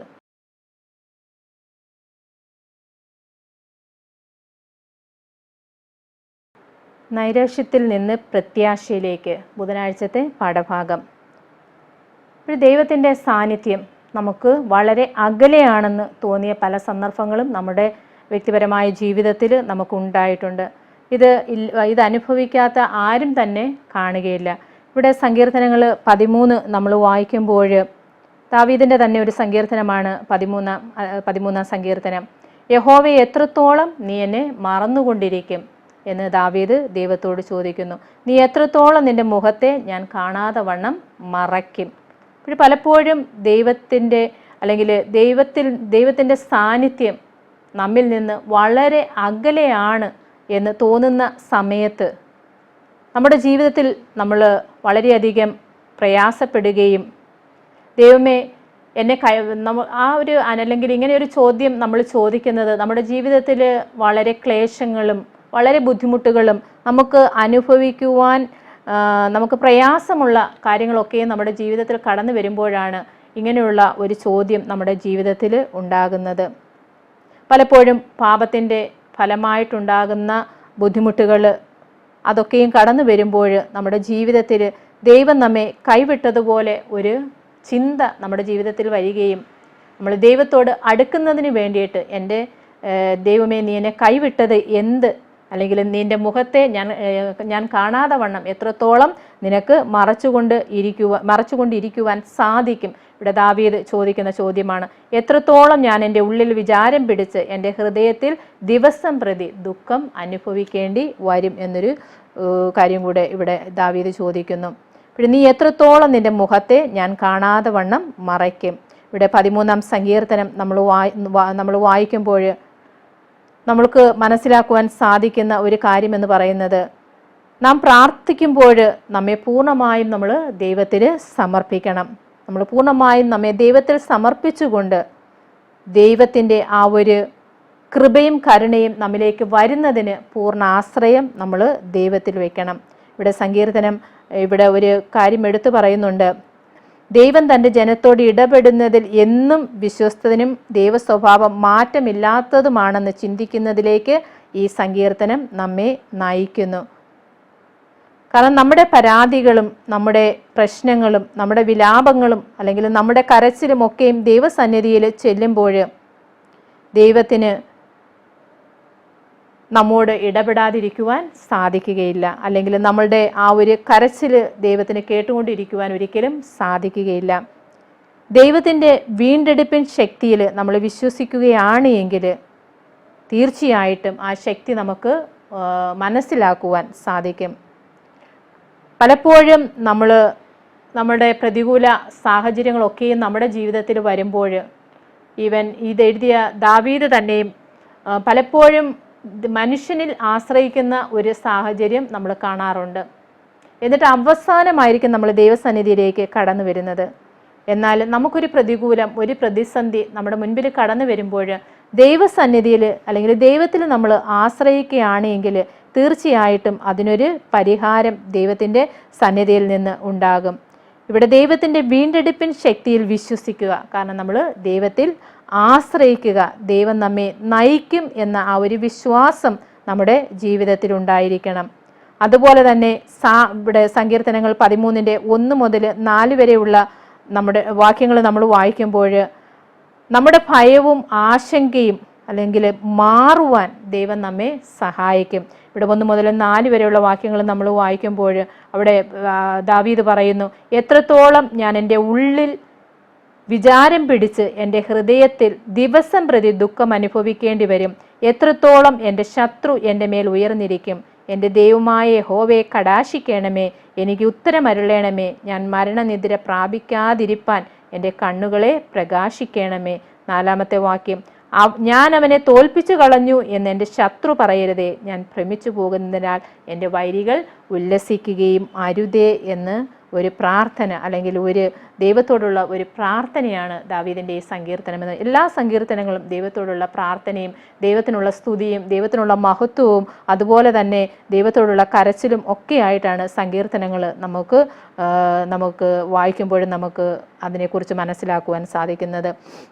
പലപ്പോഴും നാം പ്രാർത്ഥിക്കുമ്പോൾ നാം നമ്മിൽ തന്നെ ആശ്രയിക്കുകയും നമ്മുടെ പ്രശ്നങ്ങളിൽ തന്നെ നമ്മുടെ ശ്രദ്ധ കേന്ദ്രീകരിക്കുകയും ചെയ്യുന്നു. അത് ഒരു അല്ലെങ്കിൽ ഒരു തെറ്റാണ്. എന്നാൽ നമ്മൾ ദൈവത്തിൻ്റെ ആ ഒരു വീണ്ടെടുപ്പിൻ ശക്തിയിൽ നമ്മൾ വിശ്വസിക്കുകയും ദൈവത്തിൻ്റെ കരങ്ങളിലേക്ക് നമ്മൾ നമ്മെ സമർപ്പിക്കുകയും ചെയ്യുമ്പോൾ ദൈവത്തിന് ആ പ്രശ്നത്തിൽ ഇടപെടുവാൻ സാധിക്കും എന്നുള്ളതാണ്. സാവധാനം നാം ദൈവത്തിൻ്റെ രക്ഷയിലേക്ക് എത്തുന്നു. തുടർന്ന് വിലാപത്തിൽ നിന്ന് നമ്മൾ സ്തുതിയിലേക്കും നിരാശയിൽ നിന്ന് പ്രത്യാശയിലേക്കും കടന്നു വരുന്നു. ഇവിടെ ദാവീദ് ആദ്യം തുടങ്ങുന്നത് യഹോവയെ എത്രത്തോളം നീ എന്നെ മറന്നുകൊണ്ടിരിക്കും എന്ന ഒരു ചോദ്യത്തോടെയാണ്. എന്നാൽ നമ്മളുടെ പ്രശ്നങ്ങളിൽ അല്ലെങ്കിൽ പ്രശ്നങ്ങൾ വരുമ്പോൾ നമ്മിൽ തന്നെ ശ്രദ്ധ കേന്ദ്രീകരിക്കാതെ നമ്മൾ അത് ദൈവകരങ്ങളിൽ ഏൽപ്പിക്കുമ്പോൾ ദൈവം നമ്മുടെ വിശ്വസ്തനും ദൈവ സ്വഭാവം നമ്മിൽ മാറ്റം അല്ലെങ്കിൽ ദൈവ സ്വഭാവത്തിന് മാറ്റം ഇല്ല എന്ന് നമ്മൾ മനസ്സിലാക്കിക്കൊണ്ട് നമ്മൾ ദൈവത്തിൽ ആശ്രയിക്കുമ്പോൾ ദൈവം നമ്മെ ആ പ്രതികൂലങ്ങളിൽ നിന്ന് ആ പ്രയാസങ്ങളിൽ നിന്ന് വിടുവിക്കുമെന്നുള്ളതാണ്. നമ്മൾ ഇന്ന് അല്ലെങ്കിൽ നമ്മൾ 44-ാം സങ്കീർത്തനവും അതുപോലെ തന്നെ 24-ാം സങ്കീർത്തനവും അതുപോലെ 13-ാം സങ്കീർത്തനം, ഈ സങ്കീർത്തനങ്ങൾ ഒക്കെയും എല്ലാ സങ്കീർത്തനങ്ങളും നമ്മൾ വായിക്കുമ്പോൾ അവർ വേദനയോടെയും പ്രയാസത്തോടെയും അവർ ആരംഭിക്കുന്നുണ്ട് എങ്കിലും അതിൻ്റെ അവസാനം എന്ന് പറയുന്നത് സന്തോഷത്തോടെയാണ്. കാരണം ഇവിടെ 5ഉം 6ഉം വായിക്കുമ്പോൾ ദാവീദ് പറയുന്നു, ഞാനോ നിന്റെ കരുണയിൽ ആശ്രയിക്കുന്നു, എൻ്റെ ഹൃദയം നിന്റെ രക്ഷയിൽ ആനന്ദിക്കും. യഹോവ എനിക്ക് നന്മ ചെയ്തിരിക്കൊണ്ട് ഞാൻ അവന് പാട്ടുപാടും. ആദ്യം ചോദിക്കുന്നത് യഹോവേ നീ എത്രത്തോളം നീ എന്നെ മറന്നുകൊണ്ടിരിക്കും. അവസാനത്തെ 6ാമത്തെ വാക്യം എന്ന് പറയുന്നത് യഹോവ എനിക്ക് നന്മ ചെയ്തിരിക്കൊണ്ട് ഞാൻ അവന് പാട്ടുപാടും. അപ്പോഴൊരു പ്രതികൂല അവസ്ഥ വരുമ്പോൾ പെട്ടെന്ന് നമ്മൾ എന്ത് ചെയ്യുകയാണ്? ദൈവത്തോട് ചോദിക്കുകയാണ്, ദൈവമേ നീ എന്നെ മറന്നതെന്ത്? എന്നാൽ ദൈവം ചെയ്ത നന്മകൾ വീണ്ടും നമ്മൾ ഓർക്കുമ്പോൾ ദൈവം എനിക്ക് നന്മ ചെയ്തിരിക്കൊണ്ട് ദൈവത്തിന് ഞാൻ സ്തുതി പാടും, സ്തോത്രം ചെയ്യും എന്ന് നാം തന്നെ ദൈവസന്നിധിയിൽ പറയുന്നു. കാരണം ആദ്യം നമ്മിൽ തന്നെ ആശ്രയിച്ചുകൊണ്ട് ആ പ്രശ്നത്തെ പരിഹരിക്കുവാൻ നമ്മൾ ശ്രമിക്കുന്നു. എന്നാൽ ആ പ്രശ്നം പരിഹരിക്കുവാൻ സാധിക്കുന്നില്ല. അപ്പോഴും നമ്മൾ ദൈവത്തോട് നിലവിളിക്കുന്നു. എന്നാൽ ദൈവം നമ്മുടെ നിലവിളി കേട്ട് ആ പ്രശ്നത്തിന് പരിഹാരം നമ്മൾ തരുമ്പോൾ പഴയ അല്ലെങ്കിൽ അതിന് മുൻപുള്ള അവസ്ഥകളിലും ദൈവം നമ്മെ എപ്രകാരമാണ് നടത്തിയത് എന്ന് നമ്മൾ ഓർക്കുന്നു. ദൈവത്തിന് നമ്മൾ നന്ദി അർപ്പിക്കുന്നു. പഴയ നിയമ കാലഘട്ടത്തിലും ദൈവത്തിൻ്റെ മക്കൾ ചെയ്തിരുന്ന അതേ കാര്യങ്ങൾ തന്നെയാണ് ഈ കാലഘട്ടത്തിൽ നമ്മളും ചെയ്തുകൊണ്ടിരിക്കുന്നത്. കാരണം സങ്കീർത്തനങ്ങളുടെ പുസ്തകം ബൈബിളിൻ്റെ ഹൃദയ അന്തർഭാഗത്ത് വെച്ചത് പഴയ നിയമ കാലത്ത് അല്ലെങ്കിൽ പുരാതന ഇസ്രായേൽ ദൈവത്തോട് എപ്രകാരമാണ് അവരുടെ പ്രാർത്ഥനകളും സ്തുതികളും അർപ്പിച്ചത്, അത് പ്രാർത്ഥനയിൽ എത്രമാത്രം വിലയേറിയതാണ്. ദൈവത്തിന് സ്തുതികളും സ്തോത്രങ്ങളും അർപ്പിച്ചുകൊണ്ട് സങ്കീർത്തനങ്ങൾ രചിക്കുന്നതും അല്ലെങ്കിൽ സങ്കീർത്തനങ്ങൾ എഴുതുന്നതും അവരുടെ വാക്കുകളും ഒക്കെയും ഇന്ന് നമ്മുടെ ജീവിതത്തിൽ എപ്രകാരം അത് നമ്മളുടെ ജീവിതവുമായിട്ട് താരതമ്യം പ്രാപിക്കുന്നു എന്ന് നമ്മൾ പഠിക്കുന്നതിന് വേണ്ടിയിട്ടും കൂടിയാണ് ഈ സങ്കീർത്തനങ്ങൾ ബൈബിളിൻ്റെ ഹൃദയ അന്തർഭാഗത്ത് വെച്ചിരിക്കുന്നത് എന്ന് നമ്മൾ തുടക്കത്തിൽ തന്നെ നമ്മൾ മനസ്സിലാക്കുകയുണ്ടായി. അപ്പോൾ അങ്ങനെ നമ്മളുടെ ജീവിതവുമായിട്ട് ഈ സങ്കീർത്തനങ്ങളെ നമ്മൾ നോക്കുമ്പോൾ പലപ്പോഴും ദാവീദ് പറയുന്ന പല കാര്യങ്ങളും നമ്മുടെ ക്രിസ്തീയ ജീവിതത്തിൽ അല്ലെങ്കിൽ നമ്മുടെ ആത്മീയ ജീവിതത്തിൽ നമുക്ക് പ്രതികൂലങ്ങളും പ്രയാസങ്ങളും ഒക്കെയും വരുമ്പോൾ നമ്മൾ ദൈവത്തോട് ചോദിച്ചിട്ടുള്ള ചോദ്യങ്ങൾ തന്നെയാണ്.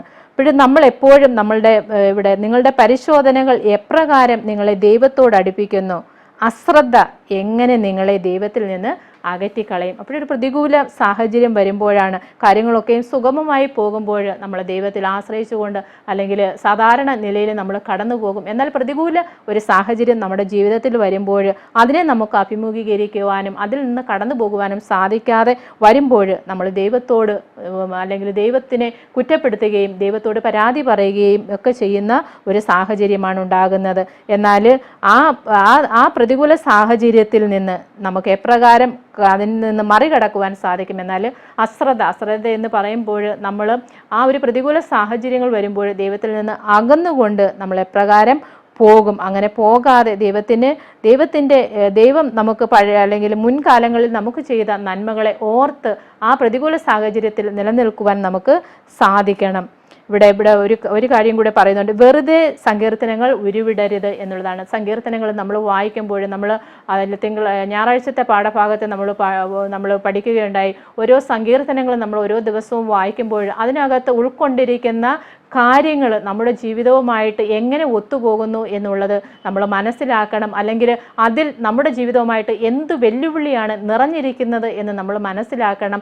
അതുപോലെ തന്നെ മറ്റുള്ളവരുടെ ജീവിതവുമായിട്ട് അതെങ്ങനെ താരതമ്യപ്പെടുന്നു, അല്ലെങ്കിൽ അവർക്ക് വേണ്ടിയിട്ട് നമ്മൾ എന്താണ് ചെയ്യേണ്ടത് എന്നുള്ള കാര്യങ്ങളൊക്കെയും നമ്മൾ മനസ്സിലാക്കണം. അതിനുശേഷം നമ്മൾ അതിൻ്റെ അർത്ഥം ഉൾക്കൊണ്ടുകൊണ്ട് അതിനെ വായിച്ച് നമ്മുടെ ജീവിതത്തിൽ അതിനെ ഉൾക്കൊണ്ടുകൊണ്ട് ജീവിക്കണം. മറ്റുള്ളവർക്ക് നന്മ ചെയ്യേണ്ട കാര്യമാണ് സങ്കീർത്തനങ്ങളിൽ പറയുന്നതെങ്കിൽ ആ കാര്യങ്ങളും നമ്മൾ ചെയ്യണം എന്നുള്ളതാണ്. കാരണം സങ്കീർത്തനങ്ങളെ പ്രാർത്ഥിക്കുമ്പോൾ അത് ആവശ്യപ്പെടുന്ന വിധം പ്രവർത്തിക്കുന്നതിന് നാം പരിശുദ്ധാത്മാവിൻ്റെ സഹായം തേടേണ്ടതുണ്ട്. വിശ്വാസികളുടെ സ്വഭാവത്തിലും ക്രിയകളിലും മാറ്റം വരുത്തുവാൻ അറിവ് മാത്രമല്ല പര്യാപ്തമായ ദൈവവചനങ്ങളാണ് സങ്കീർത്തനങ്ങൾ. ദൈവകൃപയാൽ സങ്കീർത്തന വാഗ്ദാനങ്ങൾ വിശ്വാസികളുടെ ജീവിതങ്ങളിൽ പ്രകടമായി തീരുന്നു. ദൈവ ഇഷ്ടപ്രകാരം നമ്മെ മാറ്റുന്നതിനും ക്രിസ്തുവുമായി ഒന്നാകുന്നതിനും നാം ദൈവവചനത്തെ അനുവദിക്കണം. ക്രിസ്തുവാണ് ദൈവ ഇഷ്ടം നമുക്ക് പരിപൂർണമായി കാട്ടിത്തന്നത്. ജഡത്തിൽ അവതരിച്ച ദൈവപുത്രൻ സങ്കീർത്തനങ്ങളെ പ്രാർത്ഥിക്കുന്നു. കഴിഞ്ഞ ആഴ്ചത്തെ പാഠത്തിൽ നമ്മൾ പഠിച്ചു, കർത്താവായ യേശുക്രിസ്തു പറയുന്നു സങ്കീർത്തന പുസ്തകങ്ങളിലും പ്രവാചകന്മാരുടെ പുസ്തകങ്ങളിലും തന്നെക്കുറിച്ച് എഴുതിയിരിക്കുന്നത് അവർക്ക് വിവരിച്ചു കൊടുത്തു എന്ന് നമ്മൾ പറയുന്നു. അപ്പോൾ കർത്താവായ യേശുക്രിസ്തു ഈ ഭൂമിയിലായിരുന്നപ്പോൾ ക്രിസ്തു ദൈവ ഇഷ്ടം നമുക്ക് പരിപൂർണമായും കാട്ടിത്തന്നു. ജഡത്തിൽ അവതരിച്ച ദൈവപുത്രൻ സങ്കീർത്തനങ്ങളെ പ്രാർത്ഥിച്ചിരുന്നു. അപ്പോൾ കർത്താവായ യേശുക്രിസ്തുവിൻ്റെ പ്രാർത്ഥനയിലും സങ്കീർത്തനങ്ങളുടെ വചനങ്ങൾ ഉരുവിട്ടിരുന്നു എന്നുള്ളതാണ്. കാരണം സങ്കീർത്തനങ്ങൾ എന്ന് പറയുന്നത് നമ്മുടെ പ്രാർത്ഥന തന്നെയാണ്. ദൈവത്തോട് നാം പ്രാർത്ഥിക്കുന്നതാണ്. നമ്മുടെ അനുഭവങ്ങൾ, നമ്മളുടെ പരിശോധനകൾ, നമ്മളുടെ പ്രയാസങ്ങൾ, നമ്മളുടെ പ്രതികൂലങ്ങൾ, നമ്മളുടെ ആശ്വാസങ്ങൾ, അല്ലെങ്കിൽ നമ്മളുടെ സന്തോഷങ്ങൾ എന്ത് തന്നെയായാലും അത് ദൈവസന്നിധിയിൽ പറയുന്ന വചനങ്ങൾ, അല്ലെങ്കിൽ ദൈവസന്നിധിയിൽ സംസാരിക്കുന്ന കാര്യങ്ങളാണ് സങ്കീർത്തനങ്ങൾ. അപ്പോൾ നമ്മുടെ ഒരിക്കലും ഒരു പ്രതികൂല അവസ്ഥ അല്ലെങ്കിൽ ഒരു നിരാശ നമ്മുടെ ജീവിതത്തിൽ വരുമ്പോൾ അത് നമ്മളെ ദൈവത്തിൽ നിന്ന് അകറ്റുന്നതിനായിരിക്കരുത്, പകരം അത് പ്രത്യാശയിലേക്ക്. കാരണം എല്ലാ സങ്കീർത്തനങ്ങളുടെയും അവസാനം ഒരു പ്രത്യാശ, അല്ലെങ്കിൽ ഒരു സന്തോഷം, അല്ലെങ്കിൽ ഒരു സ്തുതി, ഒരു മഹത്വം ദൈവത്തിന് കൊടുക്കുന്നത് കാണുവാൻ സാധിക്കുന്നു. അപ്പോൾ ദൈവമാണ് എല്ലാം നിയന്ത്രിക്കുന്നത് എന്ന് അവസാനം മനസ്സിലാക്കുന്നു. അത് തന്നെ ആയിരിക്കണം നമ്മുടെയും നമ്മുടെ ജീവിതത്തിൻ്റെ പൂർണ്ണ നിയന്ത്രണം ദൈവത്തിൻ്റെ കരങ്ങളിൽ ആണ്. അതുകൊണ്ട് നമുക്ക് യാതൊന്നും ഭയപ്പെടേണ്ടതില്ല എന്നൊരു അവസ്ഥയിൽ ആയിരിക്കണം നമ്മുടെ ജീവിതവും മുൻപോട്ട് പോകേണ്ടത്.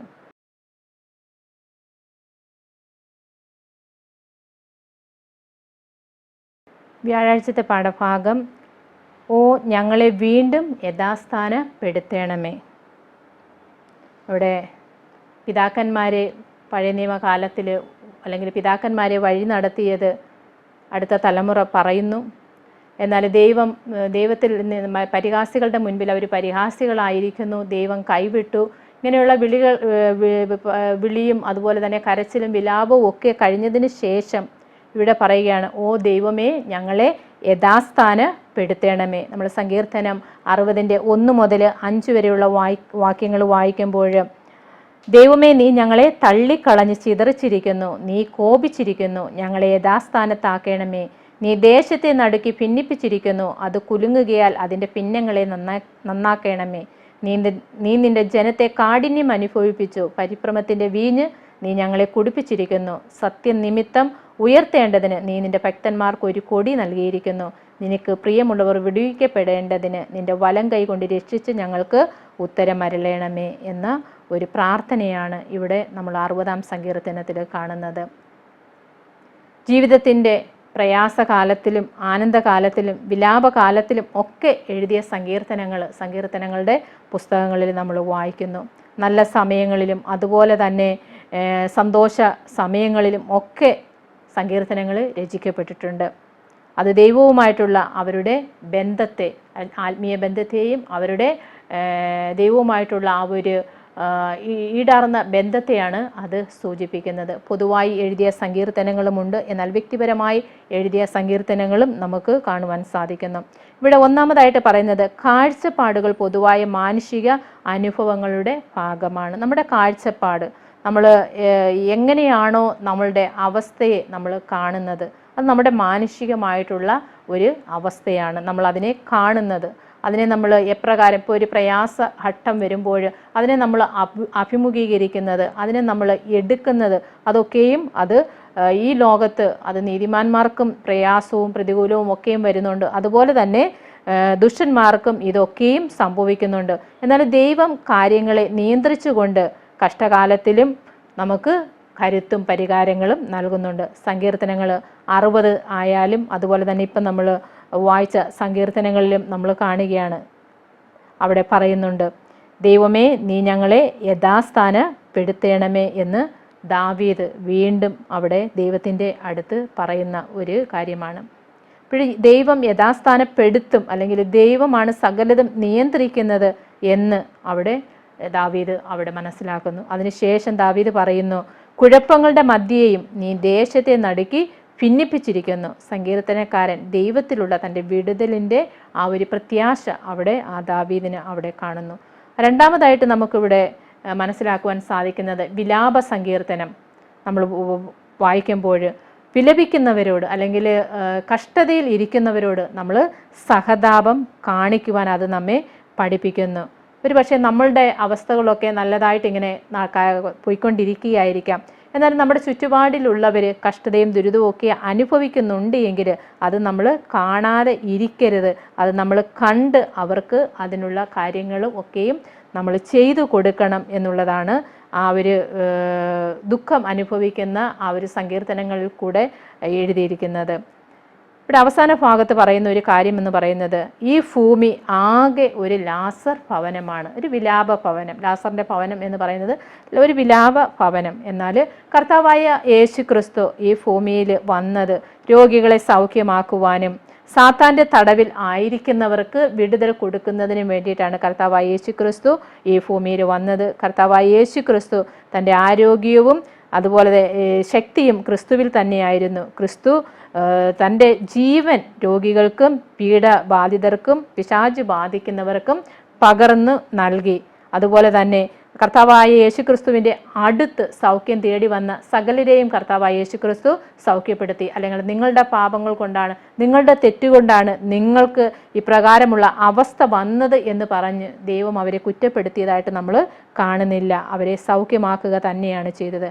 ക്രിസ്തുവിൽ നിന്ന് നന്മയുടെ ശക്തി അവരിൽ പ്രവേശിച്ചപ്പോൾ എന്തായാലും പലർക്കും പാപബോധം ഉണ്ടായി കാണും. അപ്പോഴെന്താണ്, അവരുടെ പാപത്തിൻ്റെ ഫലമായിട്ടുണ്ടായ രോഗത്തിലും അല്ലെങ്കിൽ പ്രതികൂലങ്ങളിലുമൊക്കെയും ദൈവം അവർക്ക് സൗഖ്യവും സമാധാനവും കൊടുത്തപ്പോൾ പലപ്പോഴും അവരുടെ ജീവിതങ്ങളിൽ അല്ലെങ്കിൽ ആ സൗഖ്യം പ്രാപിച്ചവരുടെ ജീവിതങ്ങളിൽ പാപബോധം ഉണ്ടായി കാണും. ഇത് അവരുടെ ശാരീരിക സൗഖ്യത്തോടൊപ്പം പലർക്കും ആത്മീകമാകുന്ന ഒരു സൗഖ്യവും ഉളവായി. ആ സുവിശേഷത്തിൻ്റെ അന്നത്തെ ആ സുവിശേഷത്തിൻ്റെ ശക്തി ഇന്നും ഉണ്ട് എന്ന് പാഠഭാഗം എടുത്തു പറയുന്നു. എന്നാൽ എന്തുകൊണ്ട് അന്നത്തെ ആ ഗുണഫലം ഇന്ന് നാം കാണുന്നില്ല എന്നൊരു ചോദ്യവും കൂടി ഇവിടെ ചോദിക്കുന്നുണ്ട്. ഇപ്പോൾ കർത്താവായ യേശു ക്രിസ്തുവിൻ്റെ കാലഘട്ടത്തിൽ കർത്താവായ യേശു ക്രിസ്തു മാത്രമല്ല രോഗികളെ സൗഖ്യമാക്കിയത്, അല്ലെങ്കിൽ മറ്റ് നന്മകൾ ചെയ്തത്, ശിഷ്യന്മാരും അതേ പ്രവൃത്തികൾ ചെയ്തു.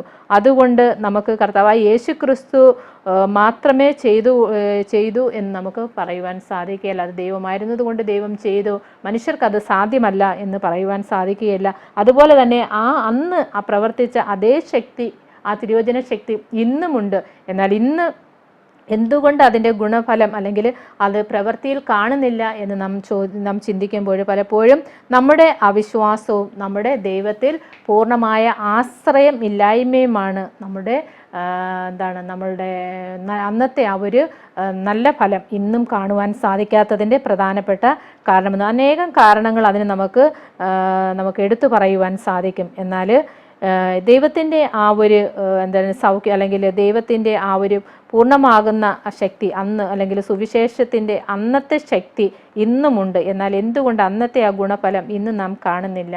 കർത്താവായ യേശു ക്രിസ്തു മറുരൂപമലയിൽ യോഹന്നാനും യാക്കോവുമായിട്ട് കടന്നു പോയതിന് ശേഷം തിരികെ വരുമ്പോൾ ശിഷ്യന്മാരുടെ അടുക്കൽ ഒരു രോഗിയെ കൊണ്ടുവന്നു. എന്നാൽ ശിഷ്യന്മാർക്ക് സൗഖ്യപ്പെടുത്തുവാൻ സാധിച്ചില്ല. ഇപ്പോൾ കർത്താവായ യേശു ക്രിസ്തു അവരുടെ അവിശ്വാസത്തെ അവിടെ ശാസിക്കുന്നത് നമ്മൾ കാണുന്നു. ഇന്നും നമ്മളുടെ ജീവിതങ്ങളിലും പലപ്പോഴും ഇപ്രകാരമുള്ള അവിശ്വാസവും അതുപോലെ തന്നെ വിശ്വാസമില്ലായ്മയും ഒക്കെയുമാണ് നമ്മുടെ ജീവിതത്തിൽ പല പ്രതിസന്ധികളും പ്രയാസങ്ങളും ഒക്കെയും വരുമ്പോൾ നമുക്കും അനുഭവപ്പെടുന്നത് ഒരു പൂർണ്ണ വിശ്വാസം ദൈവത്തിൽ നമുക്ക് ഉണ്ടാകുന്നില്ല. ഇവിടെ പറയുന്നു, ഓ ഞങ്ങളെ വീണ്ടും യഥാസ്ഥാനപ്പെടുത്തണമേ. ഇപ്പോൾ പഴയ നിയമ കാലഘട്ടത്തിൽ ദൈവത്തിൻ്റെ ജനത്തെ എപ്രകാരമാണോ വഴി നടത്തിയത്, അതേപോലെ ഇന്നും ഞങ്ങളോടൊപ്പം ഇരുന്ന് ഞങ്ങളെ വഴി നടത്തണമേ എന്ന് ഇവിടെ എടുത്തു പറയുന്നു. അതുപോലെ തന്നെ നമ്മൾ ലാസറിൻ്റെ ഭവനം നമ്മൾ കണ്ടു. അതൊരു വിലാപ ഭവനമായിട്ടാണ് ഇവിടെ പറയുന്നത്. അതുപോലെ തന്നെയാണ് ഈ ഭൂമി എന്നുള്ളതാണ് ഈ പാഠപുസ്തകത്തിൽ എടുത്തു കാണിക്കുന്നത്. അപ്പോൾ ലാസറിൻ്റെ ഭവനം ഒരു വിലാപ ഭവനമായിരുന്നു എങ്കിൽ പോലും വീണ്ടും അവിടെ ഒരു സന്തോഷം, അല്ലെങ്കിൽ ലാസറിൻ്റെ ആ പുനരുത്ഥാനത്തിൽ കൂടെ, അല്ലെങ്കിൽ ആ ഒരു ഉയർത്തെഴുന്നേൽപ്പിൽ കൂടെ വീണ്ടും അവിടെ ഒരു സന്തോഷം ഉണ്ടാകുന്നുണ്ട്.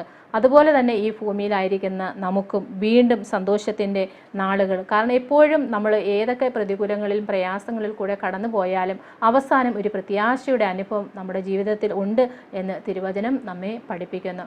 ഈ ഭൂമി എന്ന് പറയുന്നത് എപ്പോഴും ഒരു വിലാപ ഭവനം തന്നെയാണ്. എന്നാൽ ഈ ഭൂമിയല്ല നമ്മുടെ ശാശ്വതമായിട്ടുള്ള ഒരു ഭൂമി, അല്ലെങ്കിൽ നമ്മുടെ അവകാശം എന്ന് പറയുന്നത്.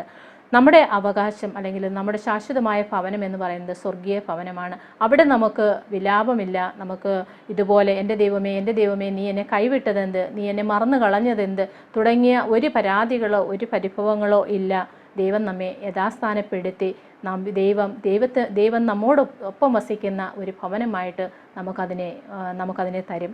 അപ്പോൾ ആ ഒരു ഭവനത്തിൽ നമ്മൾ എത്തുക എന്നുള്ളതാണെങ്കിൽ, അല്ലെങ്കിൽ എത്തിപ്പെടുക എന്നുള്ളതാണ് നമ്മുടെ ജീവിതത്തിലെ ഏറ്റവും വലിയ ആ ഒരു ഉദ്ദേശം, അല്ലെങ്കിൽ ആ ഒരു ലക്ഷ്യമെന്ന് പറയുന്നത്. ഇവിടെ അവസാന ഭാഗത്ത് പറയുന്നുണ്ട്, നിങ്ങളുടെ പ്രാർത്ഥന മാത്രമല്ല ശുശ്രൂഷയുടെ കരസ്പർശം കൂടി ആവശ്യമായിരിക്കുന്ന ആരെയെങ്കിലും നിങ്ങൾക്ക് അറിയാമോ? അപ്പോൾ നമ്മൾ സങ്കീർത്തന പുസ്തകങ്ങൾ അല്ലെങ്കിൽ സങ്കീർത്തനങ്ങൾ നമ്മൾ വായിക്കുമ്പോൾ ആവശ്യത്തിൽ ഇരിക്കുന്നവർക്ക് നമ്മൾ അവരുടെ ആവശ്യങ്ങൾ നിറവേറ്റി കൊടുക്കണം എന്നുള്ളതും കൂടി സങ്കീർത്തന ഭാഗങ്ങൾ നമ്മെ ഓർമ്മിപ്പിക്കുന്നു. അപ്പോൾ നമ്മുടെ ശുശ്രൂഷ അല്ലെങ്കിൽ നമ്മുടെ ആവശ്യമായിരിക്കുന്ന ആരെങ്കിലും ഉണ്ട് എങ്കിൽ അത് നമ്മൾ ചെയ്യുക എന്നുള്ളതാണ് ദൈവത്തിൻ്റെ വചനം നമ്മെ പഠിപ്പിക്കുന്നത്. കാരണം നമ്മൾ അതൊക്കെയും നമ്മുടെ ജീവിതത്തിൽ നമ്മൾ ദിവസവും നമ്മൾ അതിൽ കൂടെയൊക്കെയും കടന്നുപോയി എങ്കിൽ മാത്രമേ നമ്മുടെ ആത്മീയ ജീവിതം ബലപ്പെടുവാനും ആത്മീയ ജീവിതത്തിൽ വളർച്ചയുണ്ടാകുവാനും സാധിക്കുകയുള്ളൂ. അപ്പോൾ ദൈവം നമ്മളെ യഥാസ്ഥാനപ്പെടുത്തണം, അല്ലെങ്കിൽ ദാവീദ് ഇവിടെ പറയുന്നു, ഞങ്ങളെ വീണ്ടും യഥാസ്ഥാനപ്പെടുത്തണമേ എന്ന് ദാവീദ് പറയുന്നു. അപ്പോൾ ഇന്ന് നമ്മൾ പഠിച്ച സങ്കീർത്തനങ്ങളൊക്കെയും ദൈവത്തിൽ നിന്ന്, അല്ലെങ്കിൽ ദൈവം അവരെ കൈവിട്ടതും ദൈവം അവരിൽ നിന്ന് അകന്നതും ഒക്കെയും അവർ മനസ്സിലാക്കിയിട്ട് വീണ്ടും ദൈവത്തോട് അടുക്കുന്നതിനും ദൈവത്തോട് ഇഴുകിച്ചേരുന്നതിനും ആഗ്രഹിക്കുകയും ആ പ്രത്യാശയുടെ അനുഭവത്തിലേക്ക് അവർ കടന്നു വരികയും ചെയ്തു. അതുപോലെ നാമും പലപ്പോഴും നമ്മുടെ ജീവിതത്തിലും പ്രതികൂലങ്ങളും പ്രയാസങ്ങളും ഒക്കെയും വന്ന് ദൈവത്തിൽ നിന്ന് അകന്നു പോകുന്ന സാഹചര്യങ്ങളും അകന്നുപോയ അനുഭവങ്ങളും ഒക്കെയും നമ്മുടെ ജീവിതത്തിൽ കാണും. എന്നാൽ ദൈവത്തിൻ്റെ സന്നിധിയിൽ നമ്മൾ അടുത്ത് വന്ന് ദൈവത്തോട് നിരപ്പിൻ്റെയും സന്തോഷത്തിൻ്റെയും ഒരു പാതയിൽ നമ്മളായിരിക്കുമ്പോൾ ദൈവം നമ്മോടൊപ്പം ആയിരിക്കുകയും ദൈവം നമ്മെ വഴി നടത്തുകയും ചെയ്യും. അതിനായി ദൈവം നമ്മെ എല്ലാവരെയും അനുഗ്രഹിക്കുമാറാകട്ടെ. ഇന്ന് നമ്മൾ ഈ സങ്കീർത്തനങ്ങൾ പഠിക്കുന്നതിൻ്റെയും ഉദ്ദേശമെന്ന് പറയുന്നത്, നമ്മുടെ ജീവിതത്തിലും പലപ്പോഴും ദൈവത്തിൽ നിന്ന് അകന്നുപോയിട്ടുള്ള സാഹചര്യങ്ങൾ നമ്മുടെ ജീവിതങ്ങളിലും ഉണ്ടായിട്ടുണ്ട്. നമ്മൾ സങ്കീർത്തനങ്ങൾ 51 വായിക്കുമ്പോൾ അത് ദാവീദിൻ്റെ പശ്ചാത്താപ സങ്കീർത്തനമാണ് 51. അത് ആത്മാവിൻ്റെ ഭാഷയായിട്ടാണ് ഇവിടെ വിവരിക്കുന്നത്. തൻ്റെ പാപങ്ങളൊക്കെയും ദൈവത്തോട് ഏറ്റുപറഞ്ഞ് ദൈവത്തോട് നിരപ്പിൻ്റെ ഒരു അനുഭവത്തിൽ വരുന്ന സങ്കീർത്തനം. ഇവിടെ 51:1 പറയുന്നു, ദൈവമേ നിൻ്റെ ദയയ്ക്ക് തക്കവണ്ണം എന്നോട് കൃപയുണ്ടാകണമേ, നിൻ്റെ കരുണയുടെ ബഹുത്വ പ്രകാരം എൻ്റെ ലംഘനങ്ങളെ മായ്ച്ചു കളയണമേ. ഇന്ന് നാം ഈ സങ്കീർത്തനങ്ങൾ പഠിക്കുമ്പോൾ, നമ്മൾ സങ്കീർത്തനങ്ങൾ വായിക്കുകയും പാടുകയും പ്രാർത്ഥിക്കുകയും ഒക്കെയും ചെയ്യുമ്പോൾ, അന്ന് സങ്കീർത്തന കർത്താക്കൾ അത് എഴുതുമ്പോൾ അവരുടെ ജീവിതത്തിൽ അത് ധൈര്യവും കരുത്തും പകർന്നു കൊടുത്തതുപോലെ ഇന്ന് നമുക്കും അത് ധൈര്യവും കരുത്തും പകർന്ന് നൽകുന്നത് നമ്മുടെ ജീവിതങ്ങളിൽ നമുക്ക് അനുഭവപ്പെടും. അങ്ങനെ അത് പകർന്നു കിട്ടുമ്പോൾ നമ്മുടെ ആത്മീയ യാത്ര അല്ലെങ്കിൽ നമ്മുടെ ആത്മീയ ജീവിതം വളരെ ശക്തിയോടെ മുൻപോട്ട് കൊണ്ടുപോകുവാനും ദൈവത്തിൽ പൂർണ്ണമായും ആശ്രയിക്കുവാനും, നാം തനിച്ചല്ല, ദൈവം നമ്മോടൊപ്പം ഉണ്ട് എന്ന ആ ഒരു വിശ്വാസം നമ്മുടെ ജീവിതത്തിൽ ഉണ്ടാകുവാനും മറ്റു മനുഷ്യരും ഇരുണ്ട കാലങ്ങളിലൂടെ കടന്ന് ദൈവകൃപയാൽ വിജയിച്ചിട്ടുണ്ട്. അപ്പോൾ മറ്റുള്ളവരുടെ ജീവിതങ്ങളിലും ഇരുണ്ട കാലം എന്ന് പറയുമ്പോൾ ബുദ്ധിമുട്ടുകളും പ്രതികൂലങ്ങളും അല്ലെങ്കിൽ ദൈവസന്നിധിയിൽ നിന്ന് അകന്നു പോയിട്ടുള്ള കാലങ്ങളും ഒക്കെയും വന്ന് അതിൽ നിന്ന് കടന്ന് വിജയിച്ചവരുണ്ട്. അതുപോലെ നാമും വിജയിച്ച് നമുക്ക് വേണ്ടി പ്രാർത്ഥിക്കുവാൻ എപ്പോഴും ജീവിക്കുന്നവനായ ക്രിസ്തുവിൻ്റെ തീക്ഷ്ണമായ പക്ഷപാതത്തിൻ്റെ കിരണങ്ങളെ അവ കാട്ടിത്തരുന്നു. അപ്പോൾ സങ്കീർത്തനങ്ങൾ പലപ്പോഴും നമ്മെ ആത്മീയമായി ബലപ്പെടുത്തുവാൻ ഉപയോഗിക്കുന്നു. അപ്പോൾ ദിവസവും നമ്മൾ സങ്കീർത്തനങ്ങൾ വായിക്കുകയും പഠിക്കുകയും അതിൻ്റെ ആത്മീയ അർത്ഥങ്ങൾ ഉൾക്കൊണ്ടുകൊണ്ട് നമ്മൾ നമ്മുടെ ദിവസേനയുള്ള ജീവിതത്തെ നമ്മൾ മുൻപോട്ട് നയിക്കുകയാണെങ്കിൽ തീർച്ചയായിട്ടും ദൈവത്തിൻ്റെ പരിശുദ്ധാത്മാവ് നമ്മുടെ ഈ ഭൂമിയിലെ ജീവിതത്തെ മുൻപോട്ട് കൊണ്ടുപോകുവാൻ നമ്മെ സഹായിക്കും. കാരണം നമ്മൾ വ്യാഴാഴ്ചത്തെ പാഠത്തിൽ പഠിച്ചതെന്ന് പറയുന്നത് ഈ ഭൂമി എന്ന് പറയുന്നത് ഒരു ലാസർ ഭവനമാണ്. നമുക്ക് ഈ ഭൂമിയിൽ നമ്മൾ ജീവിക്കുമ്പോൾ നമുക്ക് പ്രതികൂലമുണ്ട്, പ്രയാസമുണ്ട്, ബുദ്ധിമുട്ടുകളുണ്ട്, ക്ലേശങ്ങളുണ്ട്, എല്ലാം നമ്മുടെ ജീവിതത്തിലുണ്ട്. അതോടൊപ്പം സന്തോഷമുണ്ട്, എല്ലാം ഉണ്ട്. എന്നാൽ നമുക്ക് യാതൊരു പ്രതികൂലങ്ങളും പ്രയാസങ്ങളും പൈശാചികമാകുന്ന അല്ലെങ്കിൽ പിശാചിൻ്റെ യാതൊരു ബുദ്ധിമുട്ടുകളും ഇല്ലാതെ നമ്മുടെ ജീവിതത്തെ നമുക്ക് കൊണ്ടുപോകുവാൻ നമുക്ക് സാധിക്കുന്നത് നമ്മുടെ ആ ഒരു കർത്താവായ യേശു ക്രിസ്തുവിൻ്റെ വീണ്ടും വരവിൽ നമ്മൾ കർത്താവായ യേശു ക്രിസ്തുവിനോടൊപ്പം ആയിരിക്കുമ്പോൾ മാത്രമാണ്. ഈ ഭൂമിയിൽ നമ്മളായിരിക്കുമ്പോൾ ഈ പ്രകാരമുള്ള സങ്കീർത്തനങ്ങളൊക്കെയും വായിച്ച് നമ്മുടെ ജീവിതത്തെ ബലപ്പെടുത്തി നമ്മൾ ജീവിക്കുകയാണെങ്കിൽ തീർച്ചയായിട്ടും നമുക്ക് ആ പുതിയ ആകാശത്തിലും പുതിയ ഭൂമിയിലുമായിരിക്കുവാൻ ദൈവം നമ്മെ അനുഗ്രഹിക്കും. അതിനായി ദൈവം നമ്മെ എല്ലാവരെയും ബലപ്പെടുത്തുമാറാകട്ടെ. ആമേൻ. നമുക്ക് പ്രാർത്ഥിക്കാം. പരിശുദ്ധനും നിത്യനും നീതിമാനുമായിരിക്കുന്ന അടിയങ്ങളുടെ സ്വർഗീയ നാഥാപിതാവേ, ഇന്ന് അവിടുത്തെ തിരുവചനങ്ങളെ പഠിക്കുവാനും മനസ്സിലാക്കുവാനും അടിയങ്ങൾക്ക് നൽകിയ വലിയ കൃപയ്ക്കായിട്ട് അടിയങ്ങൾ അങ്ങേ സ്തുതിക്കുന്നു. ഇന്ന് കേട്ട സങ്കീർത്തനങ്ങളൊക്കെയും പിതാവേ അടിയങ്ങളുടെ ഹൃദയത്തിൽ സംഗ്രഹിച്ച് അതിന് പ്രകാരം അടിയങ്ങളുടെ ജീവിതത്തെ ക്രമപ്പെടുത്തി ജീവിക്കുവാൻ അങ്ങ് അവിടുത്തെ പരിശുദ്ധാത്മാവിനാൽ അടിയങ്ങളെ ബലപ്പെടുത്തുമാറാകണമേ എന്ന് പ്രാർത്ഥിക്കുന്നു. ഇന്ന് അവിടുത്തെ ശബത്ത് സ്കൂൾ ലെസൺ കേട്ട എല്ലാ പ്രിയപ്പെട്ടവരെയും അങ്ങ് അവിടുന്ന് അനുഗ്രഹിക്കുമാറാകണമേ എന്ന് പ്രാർത്ഥിക്കുന്നു. ഇത് നടത്തുന്ന പ്രിയപ്പെട്ടവരെയും അങ്ങയുടെ കരങ്ങളിൽ അവിടുന്ന് സമർപ്പിക്കുന്നു. പിതാവേ, അവിടുത്തെ ദൈവവേലയുടെ ഭാഗത്ത് അടിയങ്ങളായിരിക്കുമ്പോഴും അവിടുത്തെ കൃപ അടിയങ്ങളോടൊപ്പം അവിടുന്ന് ഇരുന്ന് അടിയങ്ങളെല്ലാവരെയും അനുഗ്രഹിക്കുകയും ബലപ്പെടുത്തുകയും അവിടുത്തെ പരിശുദ്ധാത്മാവിനാൽ അടിയങ്ങളെ ശക്തീകരിക്കുകയും ചെയ്യണമെന്ന് പ്രാർത്ഥിക്കുന്നു. സകല നന്മകളാലും അടിയങ്ങളെ അങ്ങ് അവിടുന്ന് ശക്തീകരിക്കണം. സകലതും അങ്ങയുടെ തൃപ്പാദങ്ങൾ സമർപ്പിച്ചുകൊണ്ട് ഏറ്റവും താഴ്മയോടുകൂടി യാചിക്കുന്നു. കൃപ തോന്നി പ്രാർത്ഥന കേൾക്കുമാറാകണമേ. ആമേൻ.